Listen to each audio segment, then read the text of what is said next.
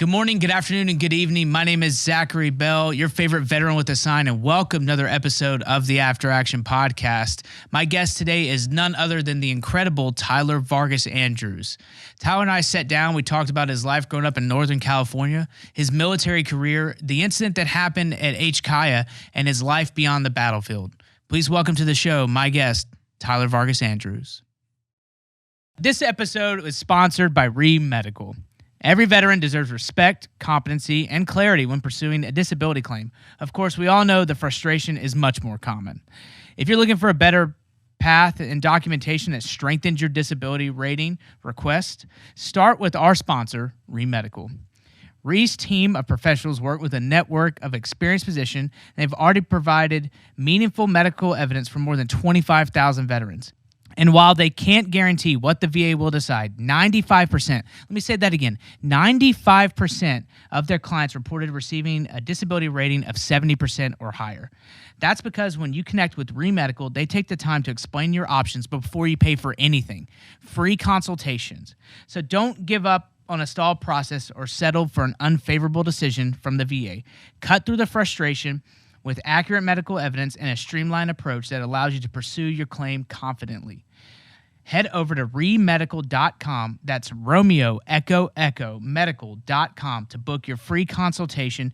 Check out our link in the podcast section for more details. Welcome. I'm so glad you're here. I'm beyond honored, privileged to talk to this guy standing next to me, Tyler Vargas-Andrews, the man, the myth, the legend. Long time coming. You are my hero. Thank you so much for being here, bro. Dude, thanks for having me. You're my hero. Aim higher. I only said yes because you're so handsome. Go ahead and clip that. Nah, dude, I'm really excited for you to be here. It's not lost on me.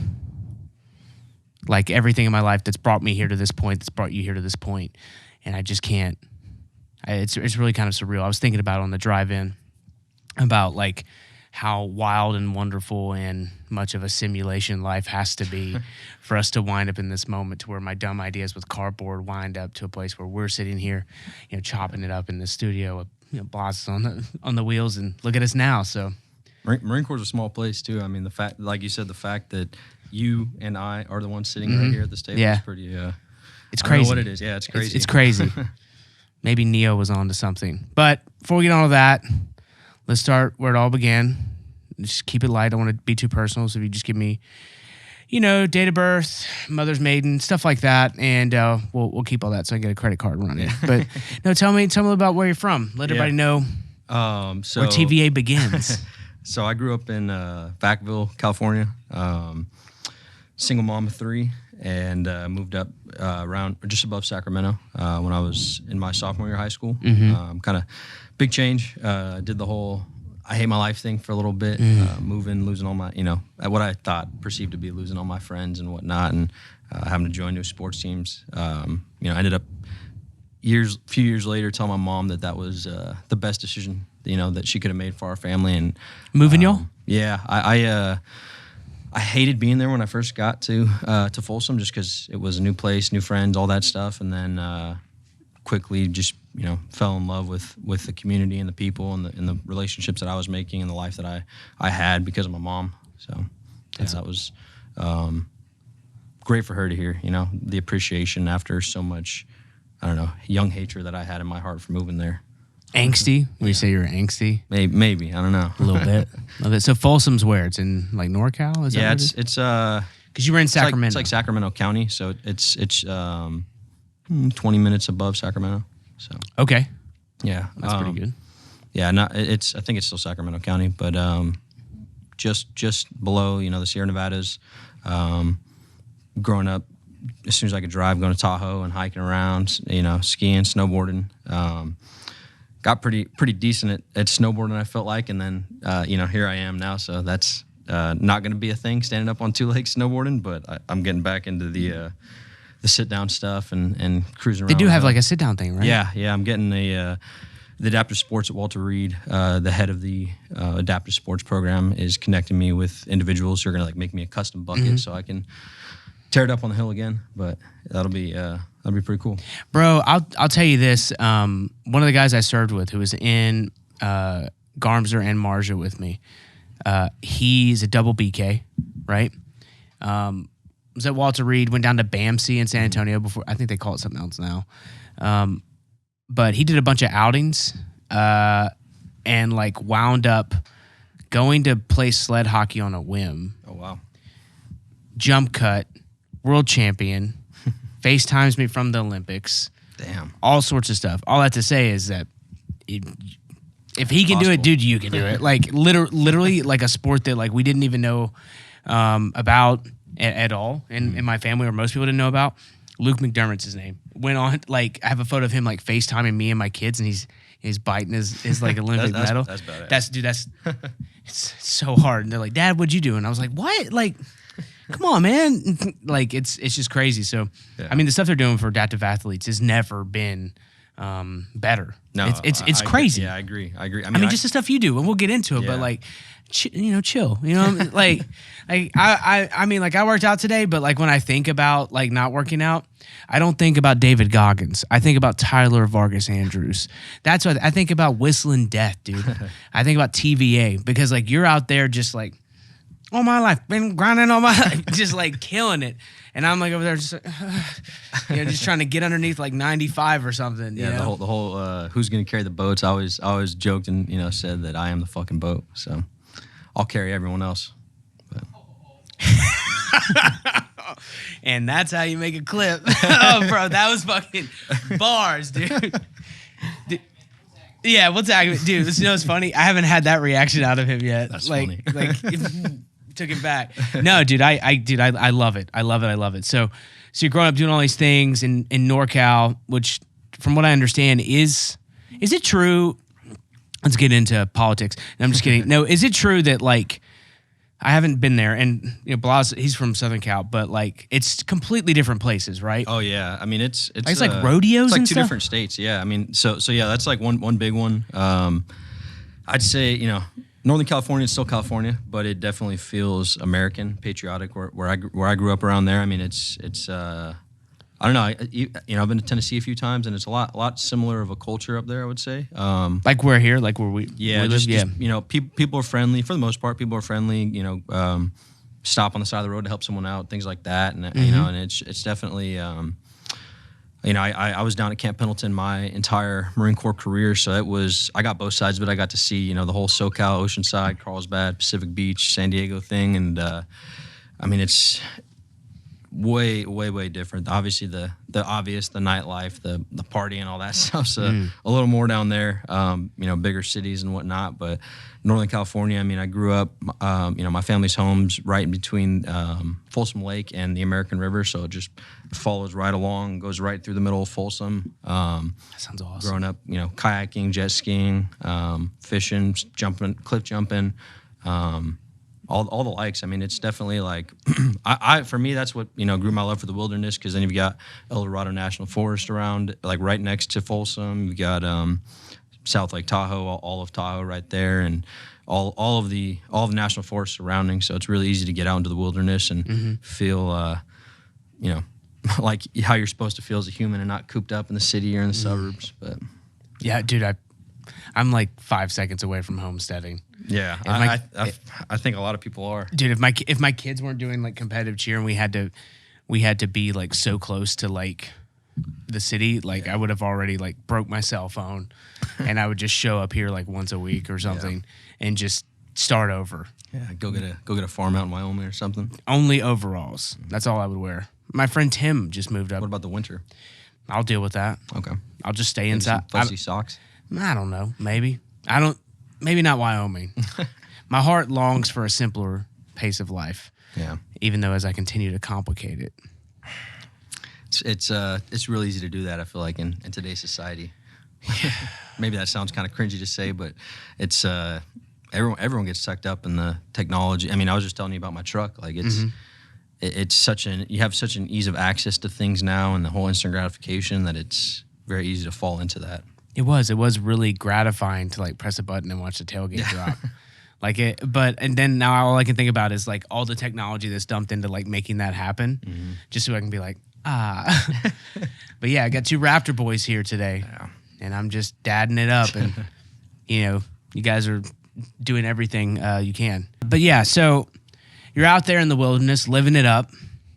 In my mind, I see you just kind of like northern, Huckleberry Finn or Tom Sawyer, Northern California. I think growing up, I definitely like to think so. I mean, I got even down, before we moved to Folsom, I just like grew up having this love of knives and axes, getting hay bales and wood and throwing knives and axes in the backyard. I mean, I remember, my mom was like, she didn't want me to have any knives when I was young teenager or anything like that. And so if I could scrounge up any money or change, I would save it up until I could go get like a $50 Visa gift card and walk to the gas station then go on her, early 2000s Dell laptop and order, because going in the store, I don't have an ID to show them that I'm 18 to buy a knife or an axe, so I'd go online with a Visa gift card and mail it to the house. And bro, you got some trade craft, dude. You out there buying gift cards. Learn fast. Yeah, but and then it just really grew into a love for what I did in the Marine Corps, but. Just being in the wilderness, hiking around. I mean, I'd be that guy on leave at home. I'm up in the mountains hiking, in the snow when it's, or on the ice and the snow, and everyone else is boozing it up. God, you really are Captain America. I don't know about that. I love it. I also love that you were like, you said your mom's Dell? Yeah, Dell. Dude, so my kids and your kids, none of ours will ever really appreciate the fear or the rush of being on a family computer in the dead of night like this. None of us will ever really appreciate that type of like. Yeah. Try not to get I remember caught. being on MySpace being like, yo, what's up, girl? And now she's my wife, so it worked out. But like, it's just stuff like that. But no, so you're buying gift cards. You're being a man. You're being a dude. Trying to be. Out in the woods. And so when are you like, Mama, I think it's time. When did that happen? So, I grew up, I've talked about it before, my great uncle is the only person in my family who's in the military. He was in the Air Force. But I didn't have any exposure to the military. And, I grew up with, my biological dad being out of most of my life. He was in our lives for a few years. But, the only, I guess, what I really recognize now is that I think the only way that I knew how to try and become a man or anything like that was, going into the military, getting out into the wilderness, hiking, playing with knives, throwing axes, doing all the likes, and, trying to teach myself how to start a fire, camp, and whatnot. And, sorry, I thought you were about to say something. Keep going. I love that. Yeah. I didn't realize it at the time, but I even just realized it right now. But that's definitely, I think, why I latched on to that and those outdoor activities. And so I had when I got to junior high. My mom, we were right near Travis Air Force Base, and so my mom enrolled me in. We had some family friends in Civil Air Patrol, so kind of like JRTC, just like actually on the base though. And so I would go once a week, or once every couple weeks, and I'd go on base, and they were doing the whole give them uniforms, make them learn rank structure, all that stuff. But they'd also take you out to like events and Veterans Day, air shows, give you the opportunity to go out to like the Nut Tree Airport in Vacaville and do like orientation flights and Cessnas and whatnot. So you get to go up there and fly around. That's pretty cool. It was awesome opportunity, and I was just still kind of at the time like, I don't want to, I don't want to do this crap. And my mom's like, like do it. You're like, it'll be good for you. Your mom was telling you this stuff was good? Yeah, no, she thought so, and I think she grew up with her family being Mormon, and so our family friends were Mormon, and they were family friends with generations past of ours, and so trusted them, and so she saw that their kids were on a really good path, and one of them I think turned out to be a heart surgeon now, but he was doing Civil Air Patrol, and so she was like, this is a good place for guidance and a role model for Tyler. And so then I did the Survivor Patrol thing here and there, not a bunch, but I got to go do some orientation flights in the Cessnas, and I was like, okay, I want to be a fighter pilot, as every young man wants to be, or an astronaut. And when I was little, I did the whole I want to be an astronaut, try and write letters to NASA and whatnot. Did you really? Yeah, I don't think I ever got anything back. Maybe I did. My mom could probably tell you, but I'd always heard of people writing letters to them, and NASA would write them back. And quickly found out when I was that the Earth was flat. Yeah, well, I've known that, but going into high school, that just kidding. I was color deficient my whole life, and I found out in high school that joining JROTC, hey, you can't be a fighter pilot. You're color deficient. You don't have, you can't have those color deficiencies. Essentially, what does that mean when you say color deficient? I'm not color blind, but just color stupid, I guess. And so reds and greens blend, blacks and blues. You might point out something's brown, and I might think it's red, or vice versa. I can tell I know that's a brick wall, but it doesn't look too red to me, honestly. What color does it look like? Almost like a tan, honestly.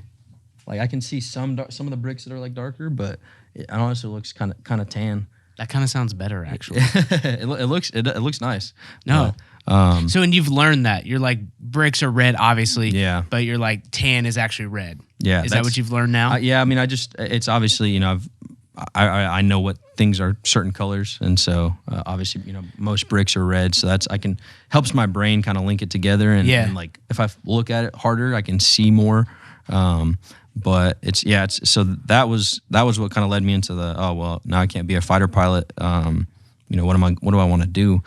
And then one of the things that's most in every young man's face in America is special operations, special forces, all that stuff, and I didn't even know about, I was still trying to figure out as I was moving from Vacaville to Folsom is kind of when I was all right, who am I? What do I resonate most with? And, I don't know if I remember a specific moment, but, I recognize that the Marine Corps, the Marine Corps is it's really in your face as far as advertising goes, right? Yeah. And it is better. I agree. Yeah, it's something that we do right. I won't be on any recruiting posters anytime soon, but neither will I. I've tried. They won't acknowledge my existence. It's okay. Yeah, it's okay. It's all right. I'm not upset about it. We'll talk more about it later. But yeah, so definitely seeing the Marine Corps commercials on TV and whatnot, and then which one did you see? Oh man, just the more modern day one of running towards the chaos. Yeah, running towards the chaos, pretty much. They interviewed a guy from my battalion. Really? Yeah. Damn. It's the Marines of Marja. Yeah. And I was just I remember the first time I saw it, I was I didn't like it. Yeah. I still don't like it. Really? It's weird, man. And this is something I want to talk to you about. It's weird to see people so publicly talk about my life. Yeah. You know what I'm saying? Oh yeah. And you have such a way bigger, larger context. I'm not trying to No, I get it. Co-op some of that. Yeah. But the first time I heard for instance, there's this cup they sell at the PX, and it has the most historic battles of the Marine Corps, and it starts with World War I, World War II, and literally line by line. And the last one, it goes Fallujah, Marja. Really? And I was just I don't like that. I still have it somewhere because look at that. That's when the recruiting ads were good right there, bro. The only bummer is he becomes an officer, so he becomes the enemy. But look at that. Look at what he's doing. Trials and tribulations. Look at him, dude. Fighting against an unknown evil. I mean, how could you not, want to join being a young man seeing that? I mean, that's everything. And I feel like they put this right in, the NFL, primetime NFL. Look, he's climbing up a weird thing. People are cheering him on, his family, and then he gets up there, pulls the sword from the stone. Dragons don't stand a chance. I mean, the lava monster doesn't get any better. No. Dude, send me back. Let's go. Do you want to go back? I do. Dude, let's shut this down. Every day, man. Every day, dude. The only thing that really quells that every day is I know that no matter what you do, no matter who you are, no matter what your job is, eventually you're just a guy counting. Yeah. You're counting troops, you're counting chows, you're counting stuff. You eventually hit that E6, that 03, 04, whatever it is, and you're just Cool. How many Marines went UA this weekend? Cool. That's great. I hate that.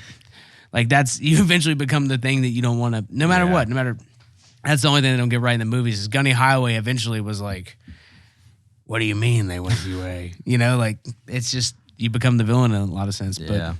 Kind of get forced down that path, I feel like. It sucks, dude. Know? Like, just let me do the job. Let me do the job. That's what I always want to do. I think that's what everybody wants to do. Oh, yeah. But you're there.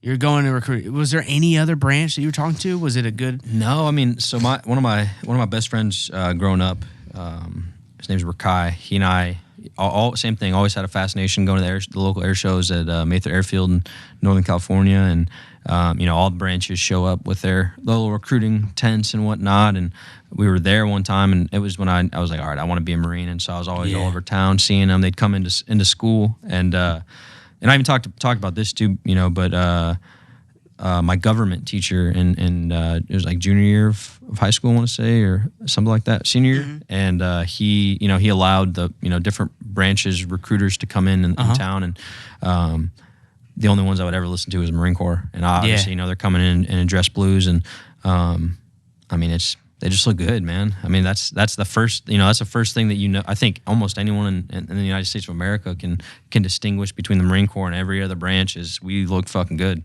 We do look good. The Army's coming up close though with their new uniforms. We were flying to Dallas with Colazo for a thing, and we saw someone in their brand new pinks and greens. Oh yeah, ripped it off from the Marine Corps. Dude, well, let's not start a fight here, but it looks like look at that. I mean, looks like they pulled them out of Central Casting. It's okay. The Army can be important too. No, they've had their uniforms for a while. But seen up close, it just it made me think actually look good, dude. Yeah, it made me think of like the Bugle Boy Company. Yeah, I mean, I'd rather the other branches look phenomenal. That's what I want too, dude. I want them to look good. Bag ass. Yeah, the Air Force is just like a lot. It's like this weird blue, and I get it, the great blue yonder and all that stuff. But like, it's we've been holding it down for a minute. I'm glad they're coming up correct. Yeah, no, that's good to see. Yeah, and so we going to the air shows. We were there. I think maybe the last air show I went to before I enlisted was. We were there, and didn't really stop in at any of the other recruiting stations tents, and then you see the Marine Corps, and they've got the pull-up bar out there, the nice bright red tents with white lettering, and then they had a I think it was an F-150 or a wrapped Hummer or something, but a nice ass like bulky Hummer or a truck wrapped red with Marine Corps all over it and stuff, and they're just had all the doors open in the hood, speaker system in the back, just blaring it at the air show, definitely being obnoxious to everyone else there, and my buddy's like, man, that's badass, and I was like, yeah, it is, and went over there, knocked out the pull-ups, got one of the little pain is weakness, leaving the body shirts, and I knew. And it was just like one last thing, and kind of pushed me over the edge, I guess. And then I told my mom. And around end of senior year, I was like, hey, I love you, but I'm going to the Marine Corps. And I was still, the one thing I was bummed out about is that I wasn't going to be able to play soccer anymore, and I was playing, I was playing at the club level and high school level, and my mom was like, "Well, listen, you can still. I know you have an interest because she had sent me to some camps during the summer, like Sac State, playing with them and whatnot, and giving it a try. And I, I was still in love with that, and it was a passion of mine. And she's like, maybe, what about trying a year of college or something, and you could still play soccer, and that kind of sold me a little bit. I was like, all right, well, I'm still gonna enlist in the Marine Corps, but I'll go give it a shot. Maybe I get a scholarship or something, or I don't, or I knew that I hated school itself and the whole academia thing, and Mr. MBA over here, but shut up, dude. And then I wasn't good. It was after the Marine Corps. No. Well, and that's what I recognized too. Is I I did a semester, and I was like, yeah, this is not going to classes, not doing my work, and literally what I did. Hated it, and I've come to realize it's because I wasn't mature enough to sit down and do it. But I also needed to fulfill something inside myself that wasn't, hey, let me sit behind here and bore my brain. I need to go learn and grow and experience things, and that was what I thought the Marine Corps was going to give me, and it did. Well, and I think they do it better in other countries. Like they usually have like a gap year or something in between like high school and college, or maybe after college before they go to the workforce.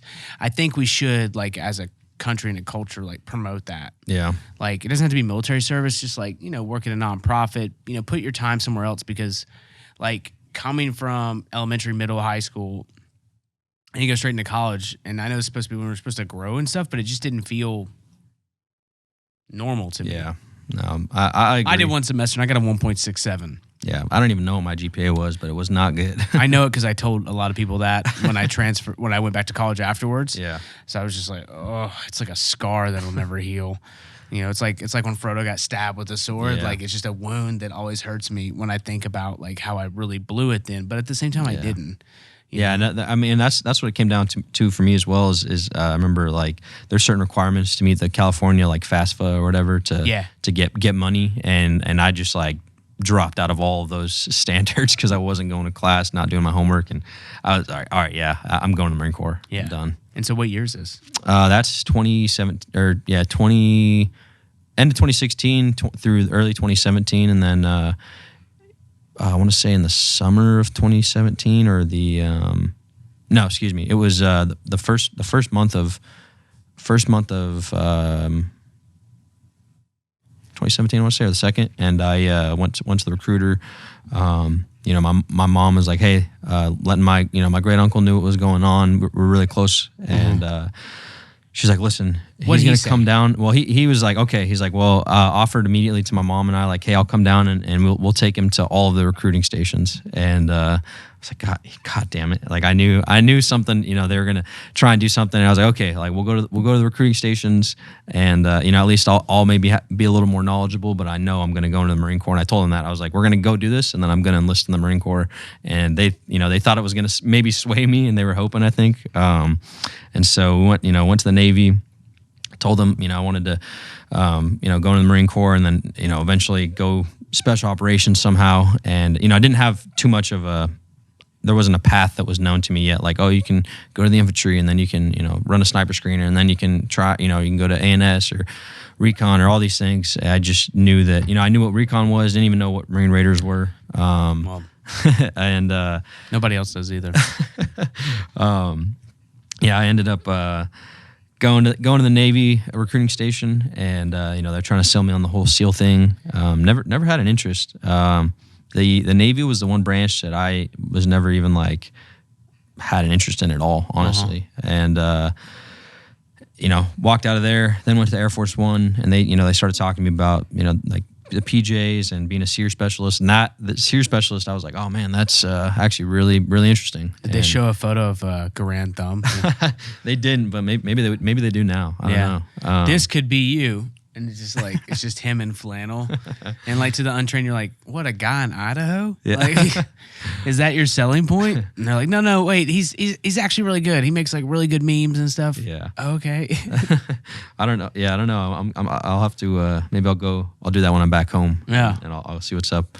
But, that was interesting, but still, didn't sell me. And then went to the Army recruiting station, which was next door to the Marine Corps recruiting station. And went in there, and I've mentioned it before, but immediately like there's a difference in standard for sure, even to the rest of the branches, and they even had they're going in there and like why do you want to go to the Marine Corps? Like you can be in the infantry here, and that was something like I was set on. I was like, I want to enlist in the United States Marine Corps and be an infantryman. Mm-hmm. Like I knew that's where I wanted to start. That was who's the one on those recruiting ads doing it? It's the infantry. What does your aunt think when you come home as a admin clerk, and hey, what are you doing? Just definitely think about the rifleman. But it was for me, and the Army was not. They had a pull-up bar in there, and they're like, oh well, yeah, we got a pull-up bar too. Like we can do pull-ups too. And then I distinctly remember asking like, okay, like, why don't you hop up on the pull-up bar then and do some pull-ups? And they're like, oh, why don't you hop on? And I'm having this, argument with like an E6, and everyone's a sergeant in the Army, I guess. But had this, conversation, a little argumentative, like, oh, you do pull-ups, no, you do pull-ups, and that's such a walked weird, out of there. Yeah.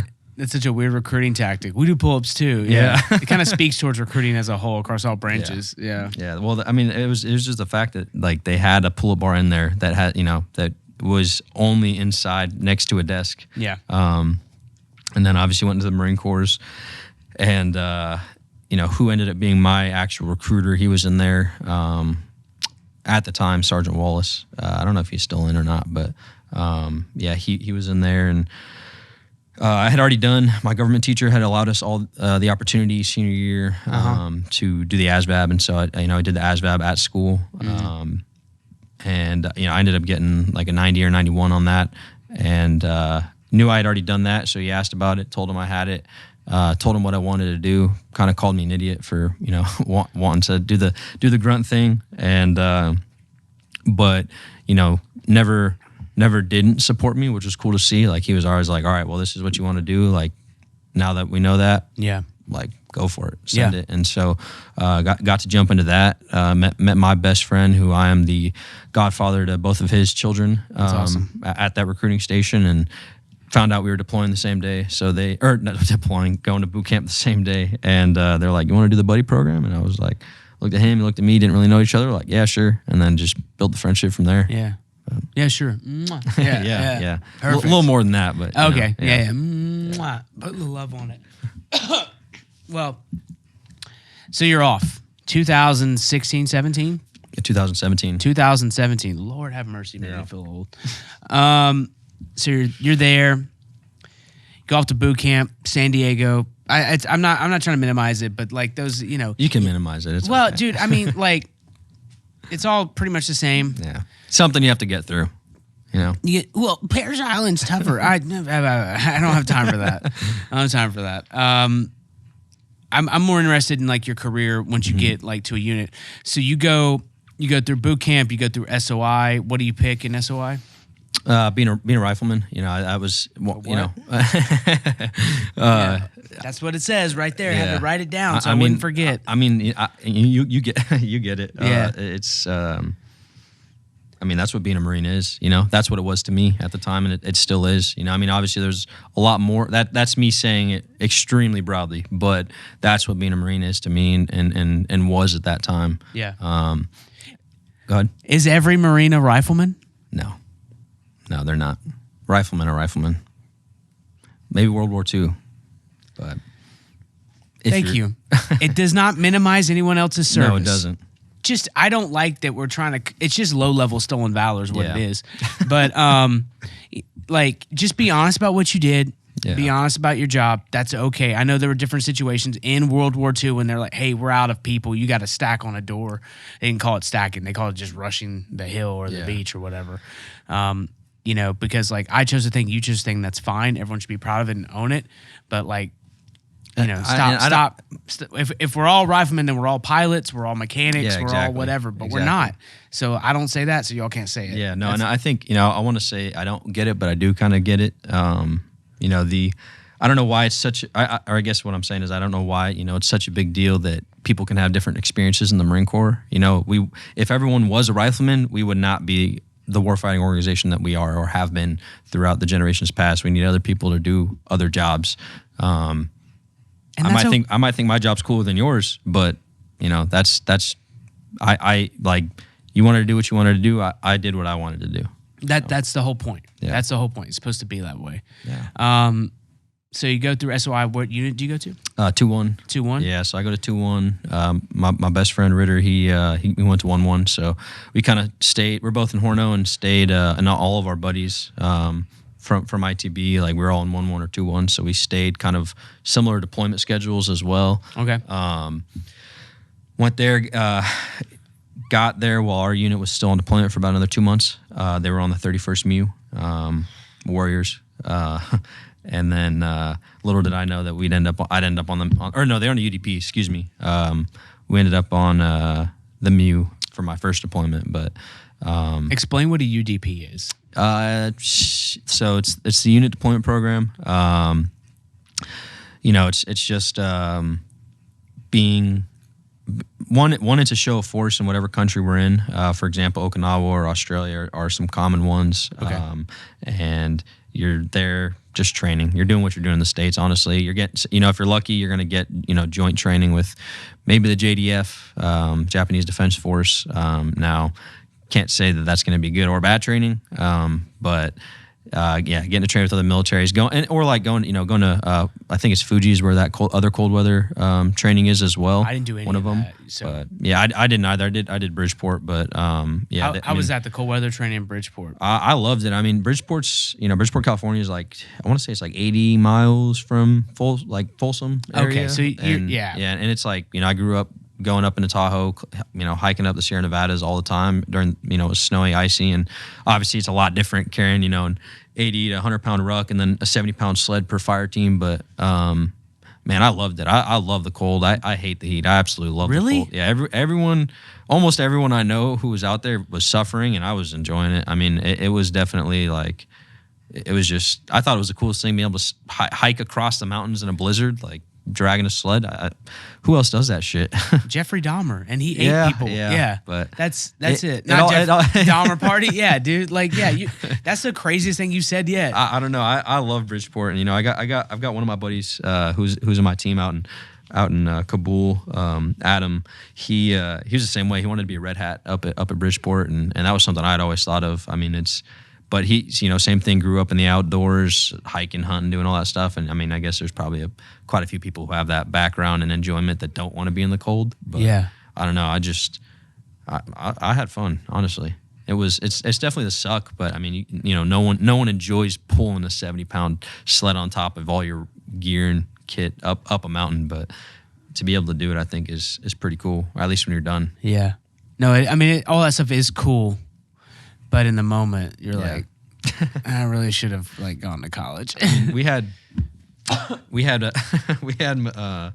like a couple machine gunners get frozen to their guns up there and stuff, and they had to pull them off. Like, we were waiting for the support by fire to start kicking off, and we're like, what the fuck's going on? And find out, literally froze. I think when we were there was the worst recorded blizzard in history, or the coldest time up for that area, and so it was pretty gnarly. Like, snow going sideways, freaking 50 miles an hour. It was an experience for sure. And machine gunners, they're the fullbacks of the infantry. They're not exactly rocket scientists. They're just like, I guess I'm cold now, just behind 240s, being like. Typical machine gunner stuff, gun rock stuff, baby. So, what was your first deployment? The UDP? Yeah, no, the MEU. So, the MEU? Yeah, the 31st and MEU. that's the one that you went on to Afghanistan? No. That was just the SP MAGDAF. Okay. But the first one was the 31st MEU, and so we went to got out to Okinawa, Camp Hansen, and then South Korea, and a few different areas in Australia as well. So we stayed in South Korea at a live fire facility I want to say a little over a month, or about a month, for training. I don't know anyone who's done it. Well, I know people that've done it, but there's not really a lot of talk on that, because they pitch you on that as one of the things. You will get to see the world and stuff, and that's one of the things they pitch you on. Yeah. Especially if you go to a Victor unit, you're going to go do that type of training. I never touched Okinawa. Thank the Lord. But it's not that bad, honestly. That's what I hear. It's not that bad, right? It's actually a good time. Yeah, I mean, I me and all my buddies, we'd go out every weekend, go snorkeling, free diving off the coast and stuff. And I bet. I mean, I loved it, but it was just Okinawa was just an opportunity to, do some team PT, some classes, and then just all I was doing was working out. I mean, you know how it is when you're not doing stuff. That's what your Marines are doing. But you're either working out or you're working on paying off loans. You're either doing good or bad. There's no in between. Yeah, was it fun, going out in town and Oakland? Yeah, I mean, I would say so. There's they literally, it's called American Village, and so there's a bunch of different little areas and small parts of different cities that you can get out to. I was big on just getting out and free diving and swimming off the coast and stuff. The beaches, it's the most odd thing I've ever experienced, but the fish are friendly. We'd be getting out into the, I don't know, the little right off the coast, getting out into the reefs and stuff, and the fish will come up. You hold out your hand, they'll come up and chill out in your hand and stuff. It's because they know. They do. They know they're talking to America. But yeah, they might. But it was. You just like get out there in the water like this. It was something I never experienced. Even after I got open water dive certified, but I've never had like fish be that friendly. So that was cool. And then a lot of guys doing spearfishing and things like that. So I would say it was a cool opportunity. We didn't do any like training with the GDF there, at least not our company. But we were doing airfield operations, things like that. Okay. And then traveling on I think they're HSVs or HSTs, the weird ass boats that we've got over to Korea and whatnot. I know what you're talking about. Giant gray, weirdly shaped ships. Is it the boats. flat ones? Is that the? I think they're missing like the middle of them or something.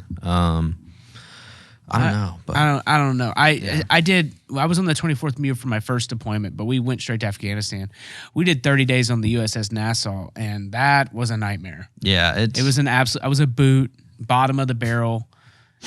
Stuff didn't work. We couldn't go anywhere. And if you're a Marine on a ship, you don't have a job. Everyone else has jobs. Yep. And I was in the bottom of my coffin rack.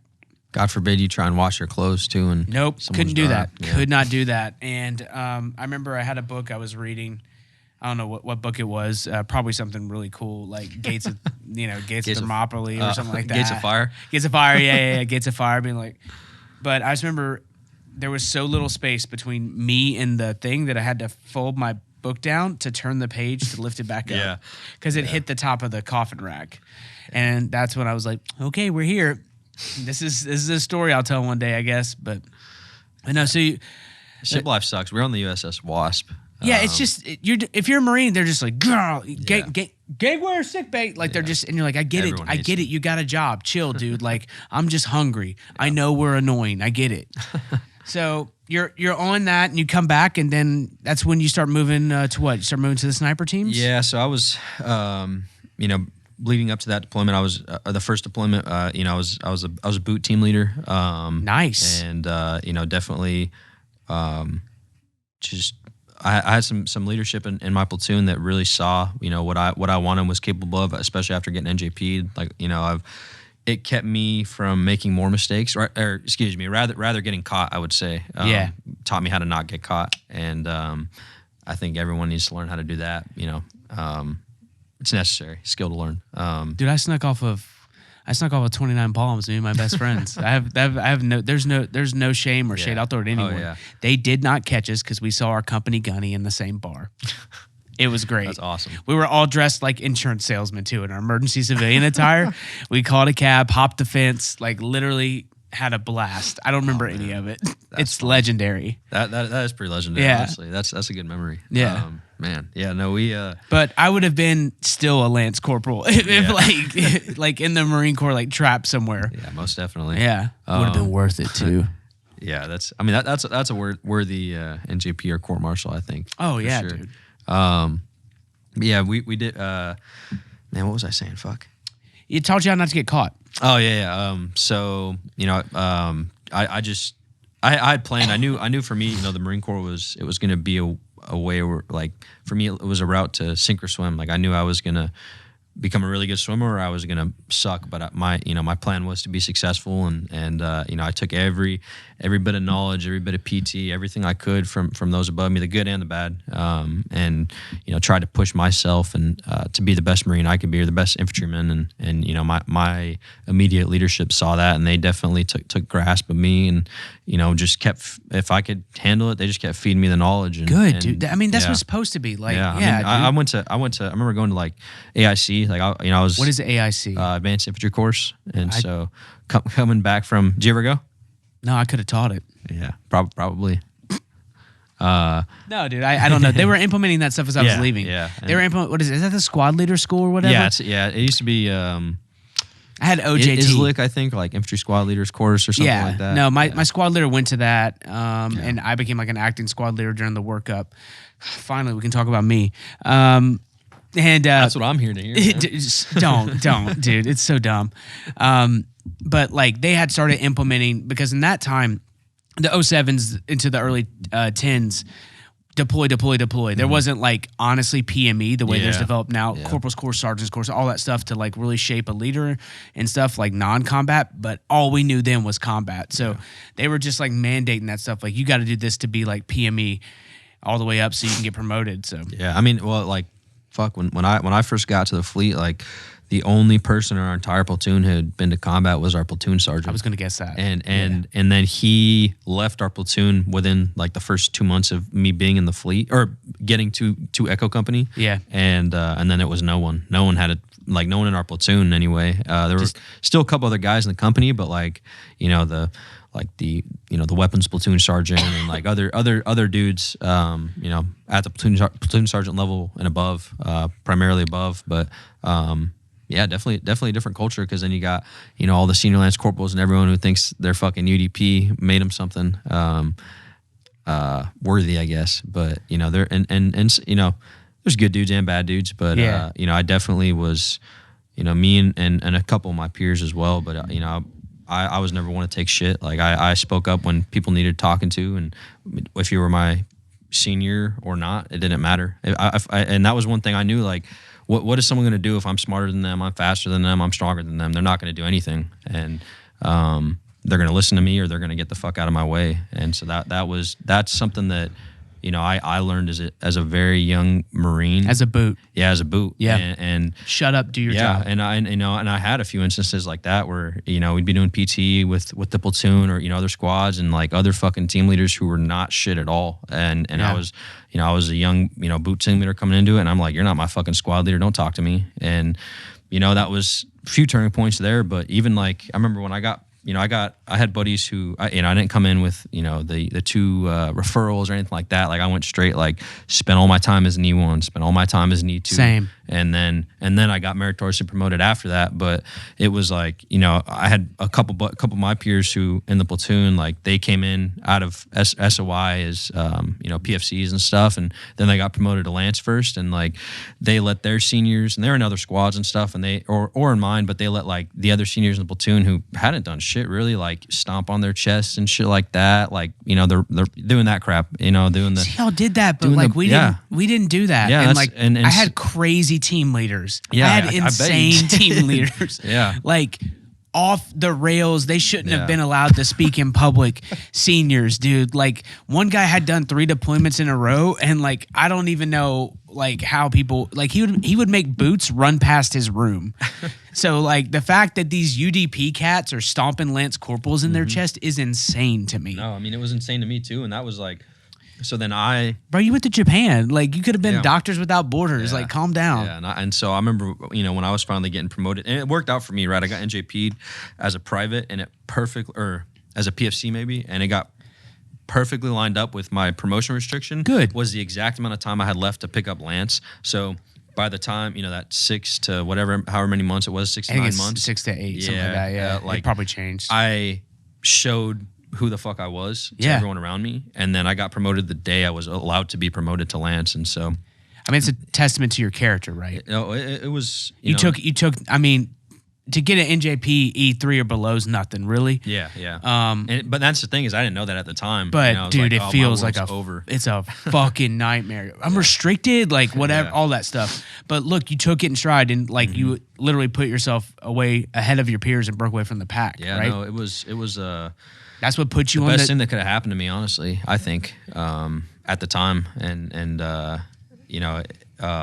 like I said, my leadership saw that, and then when that time came and I got promoted to E3, like I had all the seniors in the fucking platoon doing their thing, like let me come fucking hit him or whatever, and like I allowed like the guys I respected to come do the the traditions of getting promoted, and then. But I didn't do it, so I don't know why they call it that. Well, then I had other guys in the platoon that I didn't have respect for, like, lay the fuck down. You're gonna get your chest stomped on. I'm like, no, you're not doing that. That's shit also not what it was. It was never. So if it was like I would look at you and I go, I love you, I'm proud of you. Pop, I'd hit you with a hammer fist. Yeah.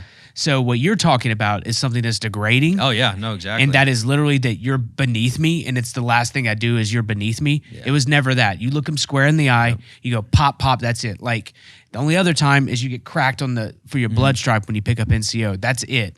So the fact that you're like laying down like a weird offering to some pagan god just isn't what I'm going to allow. And that's exactly how I felt about it. And so then like a few of my peers who had that happen to them, and I didn't allow that shit to be done to me. Yeah. They were salty, and they're like, "Well, we did it to us." I'm like, "Sorry, you're not a fucking man. Like, I'm a fucking man. I might be a fucking young dude. Like, I might be 19 or 20, but I'm a fucking man. Like, you're not gonna like have some other fucking dude who's my age stomp on my chest because I'm scared of him." Yeah.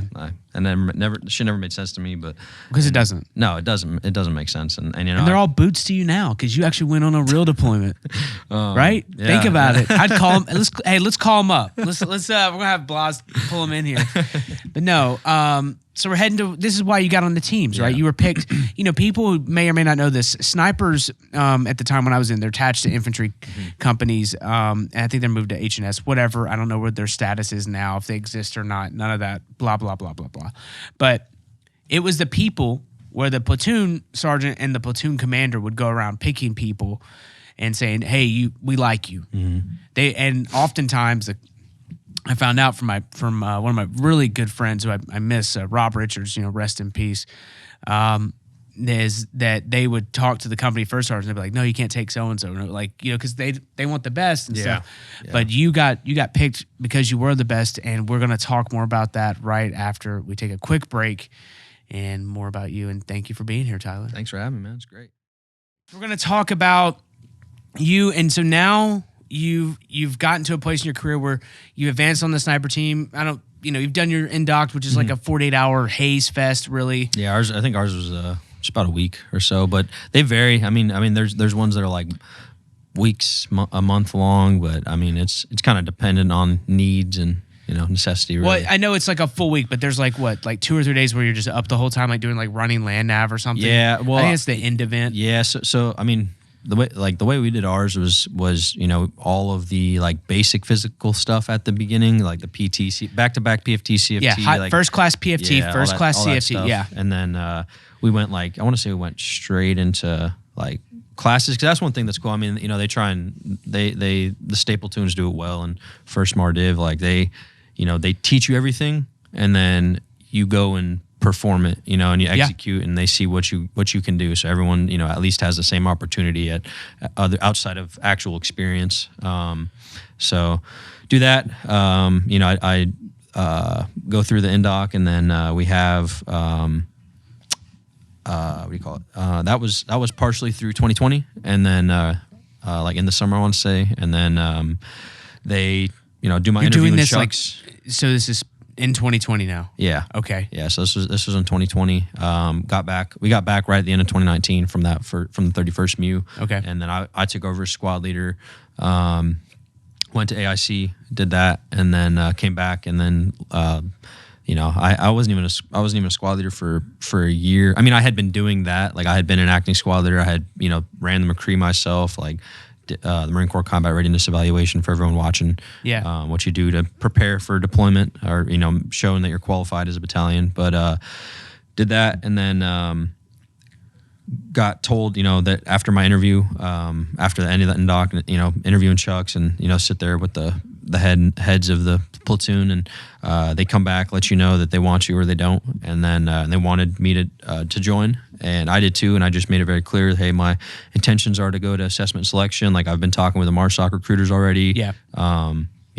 As long as you allow me to go, like, I will join the platoon, because there had been stuff in the past, like generations past, like, if you want they don't like that traditionally. Yeah, traditionally they don't, and so go ahead. They don't want stay to be like a stepping stone or a building block of your career. They want you to actually stay. Yeah, and so Yeah. it was.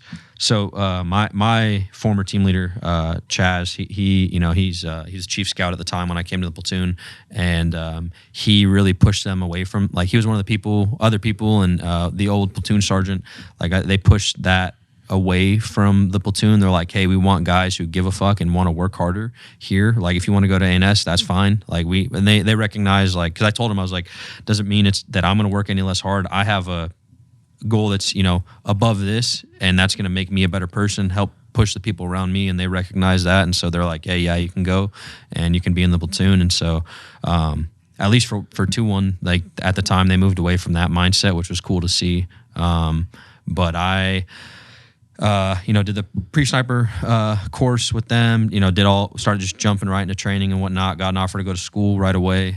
Me and my buddy Dalton, who was my platoon sergeant at the time, first squad leader, came to the platoon together. And he said yes. I said no because I already had orders to punch out for assessment selection. And then you turned down the school seat. Yeah, I turned down school, and it was cool because like it was like we were going from indoc to like, hey, you can go to school like, you know, in 2 weeks. For real? Yeah, and it was you were hot shit. And we had, like, myself and Dalton included, like Dalton, you know, he had been through, you know, most of the basic or I guess the first couple advanced infantry courses that had now come out. It's like AIC, ISIL, things like that. And I had been through AIC, and they knew what I was capable of as well. And so they were like, we want you going to school right away. And I was like, hey, like for me, being a Raider is what was the most important at the time. Mm-hmm. And that was, you know, my end goal. So I was like, I can still be trained the same and get the same skill set in the platoon. And that's, you know, that's one thing I think state platoons do really well is they're going to train everyone to the same standard, or at least try to.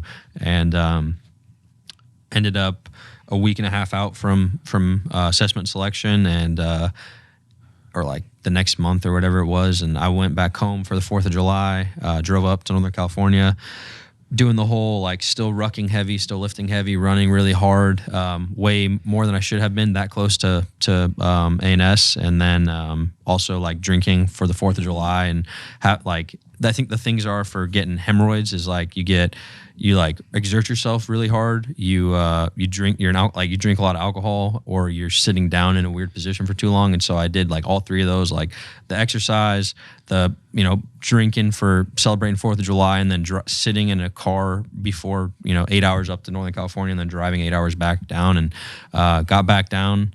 And like 2 days after that, I had a hemorrhoid like the size of a quarter on my asshole, and I couldn't run. I couldn't do a push-up. Like, I could barely walk, couldn't sit down. I had to like lean on my side and stuff. And had to call the MARSOC recruiter that was helping me out. And I was like, hey man, this is what happened. Like, and they're like, yep, you need to go to the hospital, go show our platoon corpsman at the time.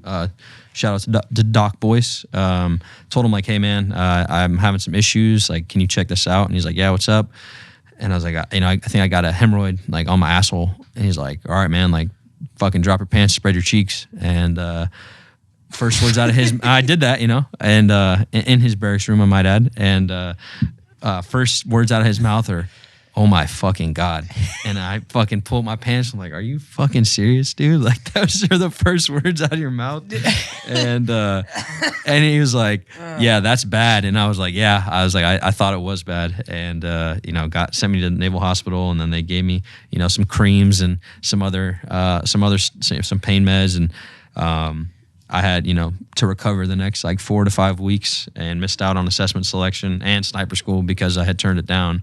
And got back on my grind, went to 29 Palms, and then had to put in a new NSW package because so many months had passed. Like, I needed to put a new one in. And so this time around I put that in, and I failed my depth perception test. And so they're like, hey, like, you need to go get these special depth perception glasses. You got to go to optometry and you know, come back and you can take the test with these glasses, and then you'll be fine. And I was like, okay, that was the last thing I needed for my package. And so we go to 29 Palms, and like, before even going, I'm like, hey, you know, telling my leadership, you know, some guys are at school, different courses and stuff. So like, we didn't have the entire platoon at 29, but you know, I was like, hey, I need to get to optometry like one day. I need one day while we're here at 29 Palms to go, so I can actually go to assessment selection. Because at this point, they were offering me, you know, another school seat for the next basic course. Yeah. And I was like, no, like, I want to go to assessment selection. So I turned down school a second time. And, but I was like, I need to get out of training one day in 29 so I can go to main side and go to get my optometry appointment. Mm-hmm. And the MARSOC, like the recruiter that I was working with, happened to be there as well from MARSOC on 29. So he was he offered like, hey, I'll come pick you up like your command won't even have to worry about it. We'll pick you up from Camp Wilson, drive you to main side, bring you back same day, and you'll be all right. And then kind of, you know, told my platoon leadership, like, hey, this is what's going on. Like, I need to do this. And I had already gotten put on as like one of the observer controllers because I was one of the only NCOs that like they're like, you're competent enough to like, we can trust you with this task. And being alone with a stay team and like actually reporting properly on it and whatnot. And so do that. And they're like, yeah, you can't get out of that. And I'm like, well, you guys just fucked me. Like, I know I'm going to get back and there's not going to be enough time because the deadline was like the you know, a couple weeks after we got back, and there wasn't gonna be enough time to get the appointment and then get my glasses and then put in the package. And that's exactly what happened. Didn't go to optometry. Went on that training, and you know, kind of kick in the or spit in the face, I guess, because that you know, training event wasn't anything like rewarding for anyone. And so missed out on that. Missed out on school again. And then ended up going to non-lethal weapons instructor course. Got pulled like the last or second to last day of the course. This is like January, February 2021, and got pulled onto the range where our platoon was shooting at. And they meritoriously promoted me to sergeant there with my whole platoon. And my buddy like blew it like right as I walked up to the line because they were making me think we were getting a brief on going to Syria potentially. And from the BC and sergeant major at the time. And then my buddy comes up to me and I'm walking up to the firing line. He's like, hey man, congrats on the promotion. And I was like, what? And then like someone threw a rock from the firing line, hit him like, Adam, you stupid fuck. Like he didn't know he was getting promoted. And I think that was a cooler way to find out. Dude, that's that's something I'll never forget. He's like, lay down, I'm going to stamp on your chest. And and so got promoted there with all my buddies. And it was cool for me because my Dalton, who, you know, he's my first squad leader, then my platoon sergeant when I took over the squad, and then we went to stay together. He had promoted me from he promoted me. I don't think he promoted me to lance, but he had promoted me to corporal as well when I got meritoriously promoted in Korea, and then to sergeant. And I had told him when I was an E3 and he was a sergeant, I was like, I'm going to be the same rank as you one day. Mm-hmm. And that day came, and he, you know, put those sergeant chevrons on my collar, and that was a cool moment for both of us. I think, you know, it was a lot of him getting to see the work of what it's like to actually lead Marines well and guide and mentor, and I recognize that as well. So yeah, well, and that's actually incredible. I mean, getting sergeants, like, it's gnarly, especially in the infantry. Like, it doesn't happen. Yeah, like, not in like multiple enlistments. Yeah, so. I got it in my, you know, at 3 years in, so that was cool. And damn, dude, or I think 3.5 actually, 3.5 to the day. I picked it up in the IRRs, the last thing they sent to me. Really? And I was so mad. Damn. Picked it up for like July. So I got in the IRR, went off active in 2011, and like July I picked it up. I was like, why didn't y'all tell me this? I would have stuck around, dude. Dude, go get your blouse. I'll pin you. No, I mean, they did send it to me, but I was like, dude, I was on cruise control and I got this. This is gnarly. Damn. But so where are you when you start hearing about the stuff where they're like, hey, Afghanistan, what's happening? So, and just to be clear, like, you've told this story in depth, and I thank you so much for being here. And I mean, we've talked about this. I wanted much more of this about what your life before, you know, after, and like what you're doing now. Mm-hmm. But because the incident's very, very, very well known. Everyone knows, you know, Tyler Vargas-Andrews. The amount of dudes in my DMs right now is off the charts and well deserved. Yeah, but you can send those guys my way. We'll have some fun. Deal.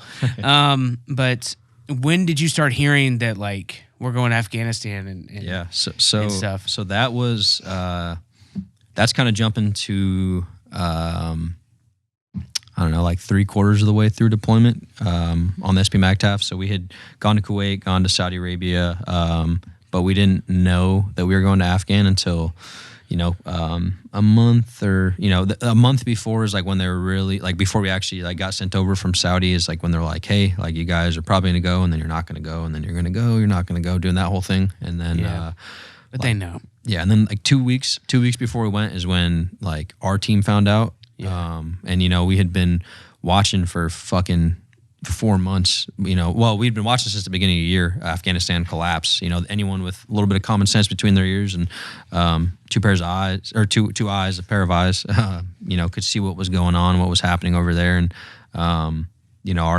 the SP MAGTF colonel at the time, we were attached to Echo Company, and then with the flagpole of the SP MAGTF in Saudi. And so they, they made it very clear, like, hey, we're trying to get you guys over there, but they're getting shut down above them, above the Colonel Lang.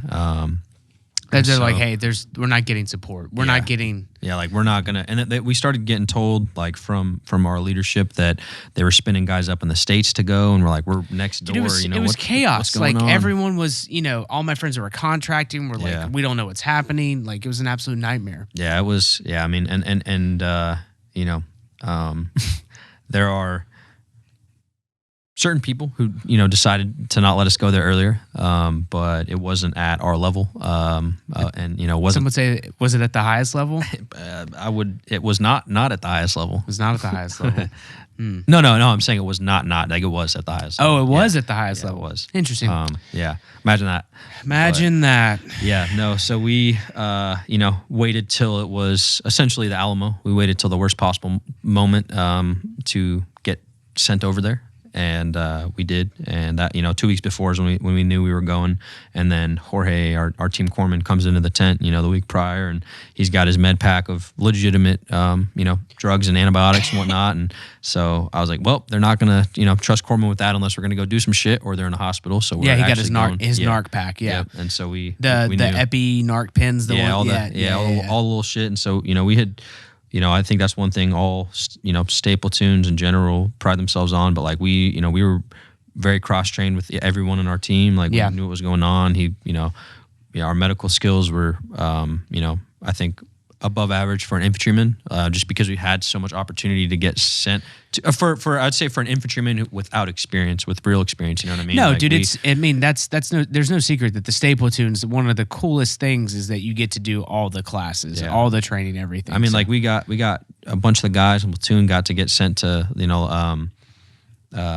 like live tissue and then did y'all do the pig and all that stuff? Yeah, I never got to, unfortunately. I missed out, but and then also got sent to like Valkyrie course, to like live blood transfusion courses and stuff. That's incredible. So, and so it was it's not something you had seen. And they were even sending guys. Like in the line, like company to go to like Valkyrie and stuff. And so it was an awesome opportunity. And we all took our jobs very, very seriously. And just being able to be 6 guys at the time, 7 when we plussed up when we got to Kabul, but just being very tight knit and very close, and we all trust each other. So that was awesome. And that's essential when you go into a place like that. Mm-hmm. How long were you in Afghanistan? Man, I was there.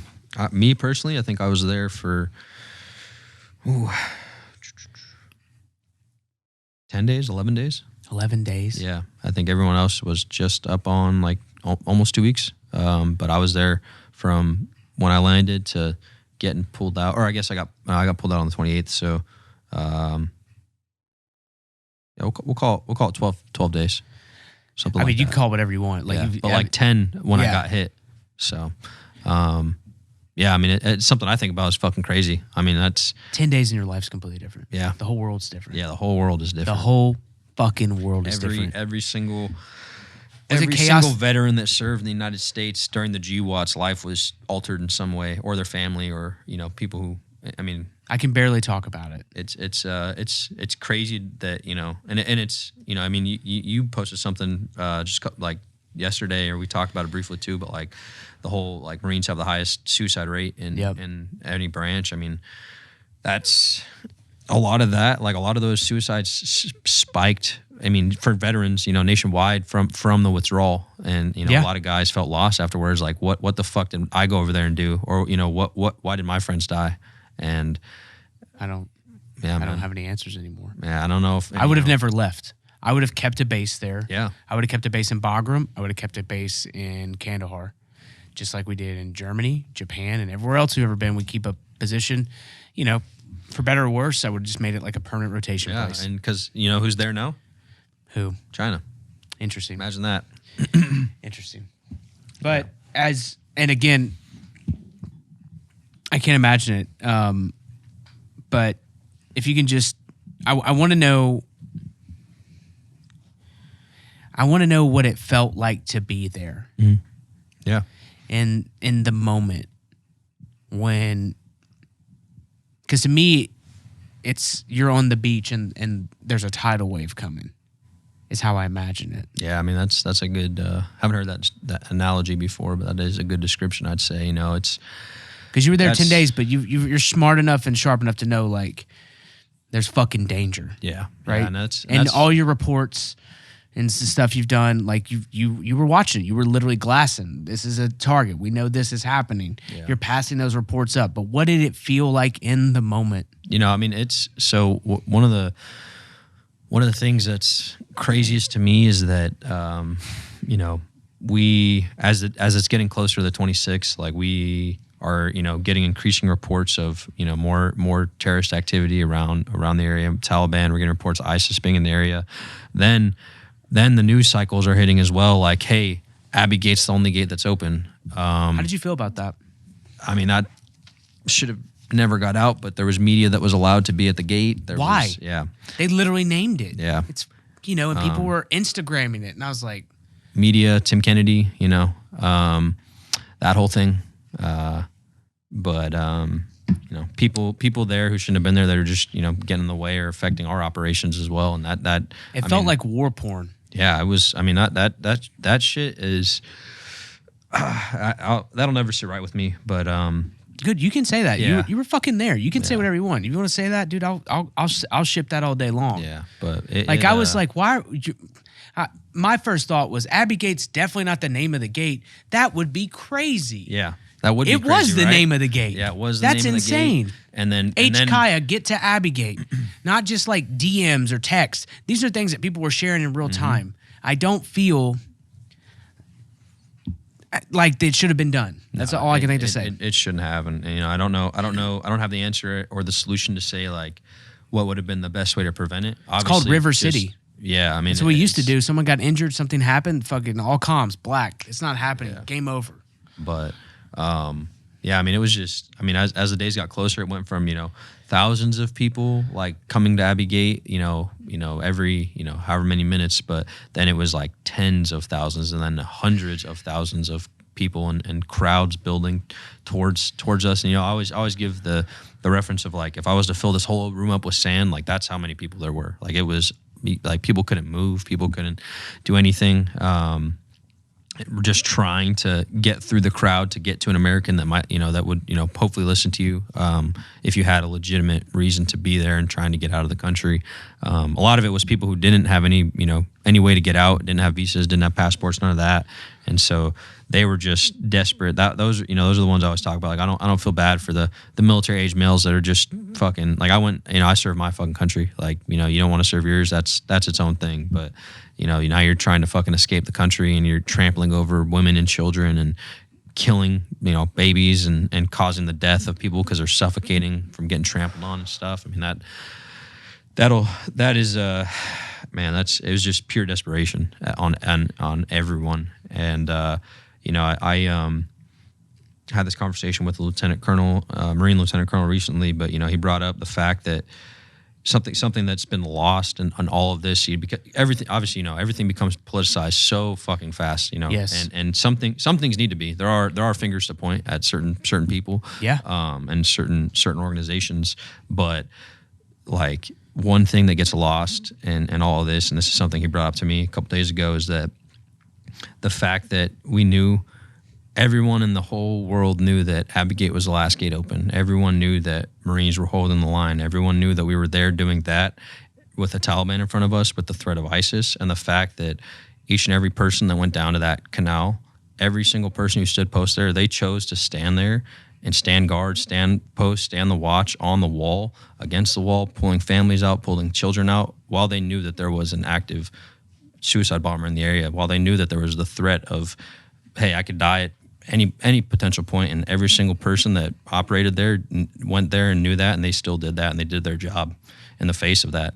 And I think that's, when that was brought up to me, I was like, that is something that I think is lost as well. That's not really talked about, and I think that's important. It's not, and it's why I love you so much, because like I have done things in the face of fear, but nothing even close to that. Like your lives were on the line every second of the day, and you fucking held it. Yeah, And it's you know, it's one of the many reasons I'm so impressed about the man that you are. But speaking of the danger, in the moments when you're down there, everything leading up to it, you've passed a board, you're just trying to hit the chaos, and then it happens. Yeah, so that was that was huge. So, you know, we had been passed intel on who we believed the bomber to be and who they were with. And then you know, like going in front of Congress testifying about us having eyes on, being what we thought was ignored, you know, not giving clear engagement authority or clear ROEs, led to us, you know, waiting for an interpreter that we were trying to help get out. And I don't remember if it was like, you know, a former group guy, but we were getting, you know, SF guys, like dudes all over reaching out through social media and stuff like, hey, pull out, you know, can you pull out an interpreter? Can you pull out this person, their family? They helped me back in the day. Like they saved our lives. We saved theirs, whatever it might have been. I was down there pulling out that interpreter and his brother and waiting down there for the rest of their family. And I mean, you know, the best way I describe it's like being bitch slapped by the hand of God. Like I just felt this massive wave of pressure hit me, and The explosion. Yeah, and it was just like, it was like a flash, and then bam, like next thing I know, I'm on the ground. And as I was trying to open my eyes, you know, we had CS canisters explode on us that had been hit with ball bearings and stuff that people had on their kits, and you know, other than the obvious explosion hitting my face. You know, I got hit everything from my shoulders down, and I actually took like 3 or 4 ball bearings in the lip of my Kevlar that would have killed me. And like I have my Kevlar. That's one of the very few things that I got back. But I have my Kevlar, and you can see the ball bearings that impacted right there, and like on the top of my Kevlar as well. And so, yeah, I had 100 to 150 ball bearings hit me, and 150. Yeah, 100 to 150 from that's, you know, from my surgeon telling me that. That's what they pulled out of you. Yeah, and you know, they you know, described it as, you know, dumping ball bearings out of my intestines, like things like that. Like it was, you know, that amount. And you know, people, one of the funniest questions, or you know, maybe not funniest, but I guess it makes sense. One of the questions I get often, you know, like commented on my post the most, or like messages about, is like, when I'm like, I don't understand how this dude lost a leg and an arm on opposite sides. And so maybe I can answer that here. And it's like one of the most like common People questions. really ask you yeah, that? it's one of the most common questions or comments that I have. That like, is on funny. Social media and stuff. Yeah. And I'm just like, I mean, it's like it's an explosion. It's random. Like, yes, it was a directional charge. Like it was a steel plate backed vest or backpack that had, you know, military grade explosives like C4. It was like a steel plate. It's directional, right? Yeah, it was directional. So it was directional charge. It was steel plate, explosives. I heard it was like an bearings, and EFP, shrapnel. right? Yeah, that's pretty much like it was. Well, I guess it's not EFP because they had the steel on the back, so it was just like they aimed it at our tower. Like Actually, it's kind of like a claymore. yeah, pretty much. Yeah, and so that's pretty much. Yeah, because they have a blast radius, and they just push damage forward. Yep.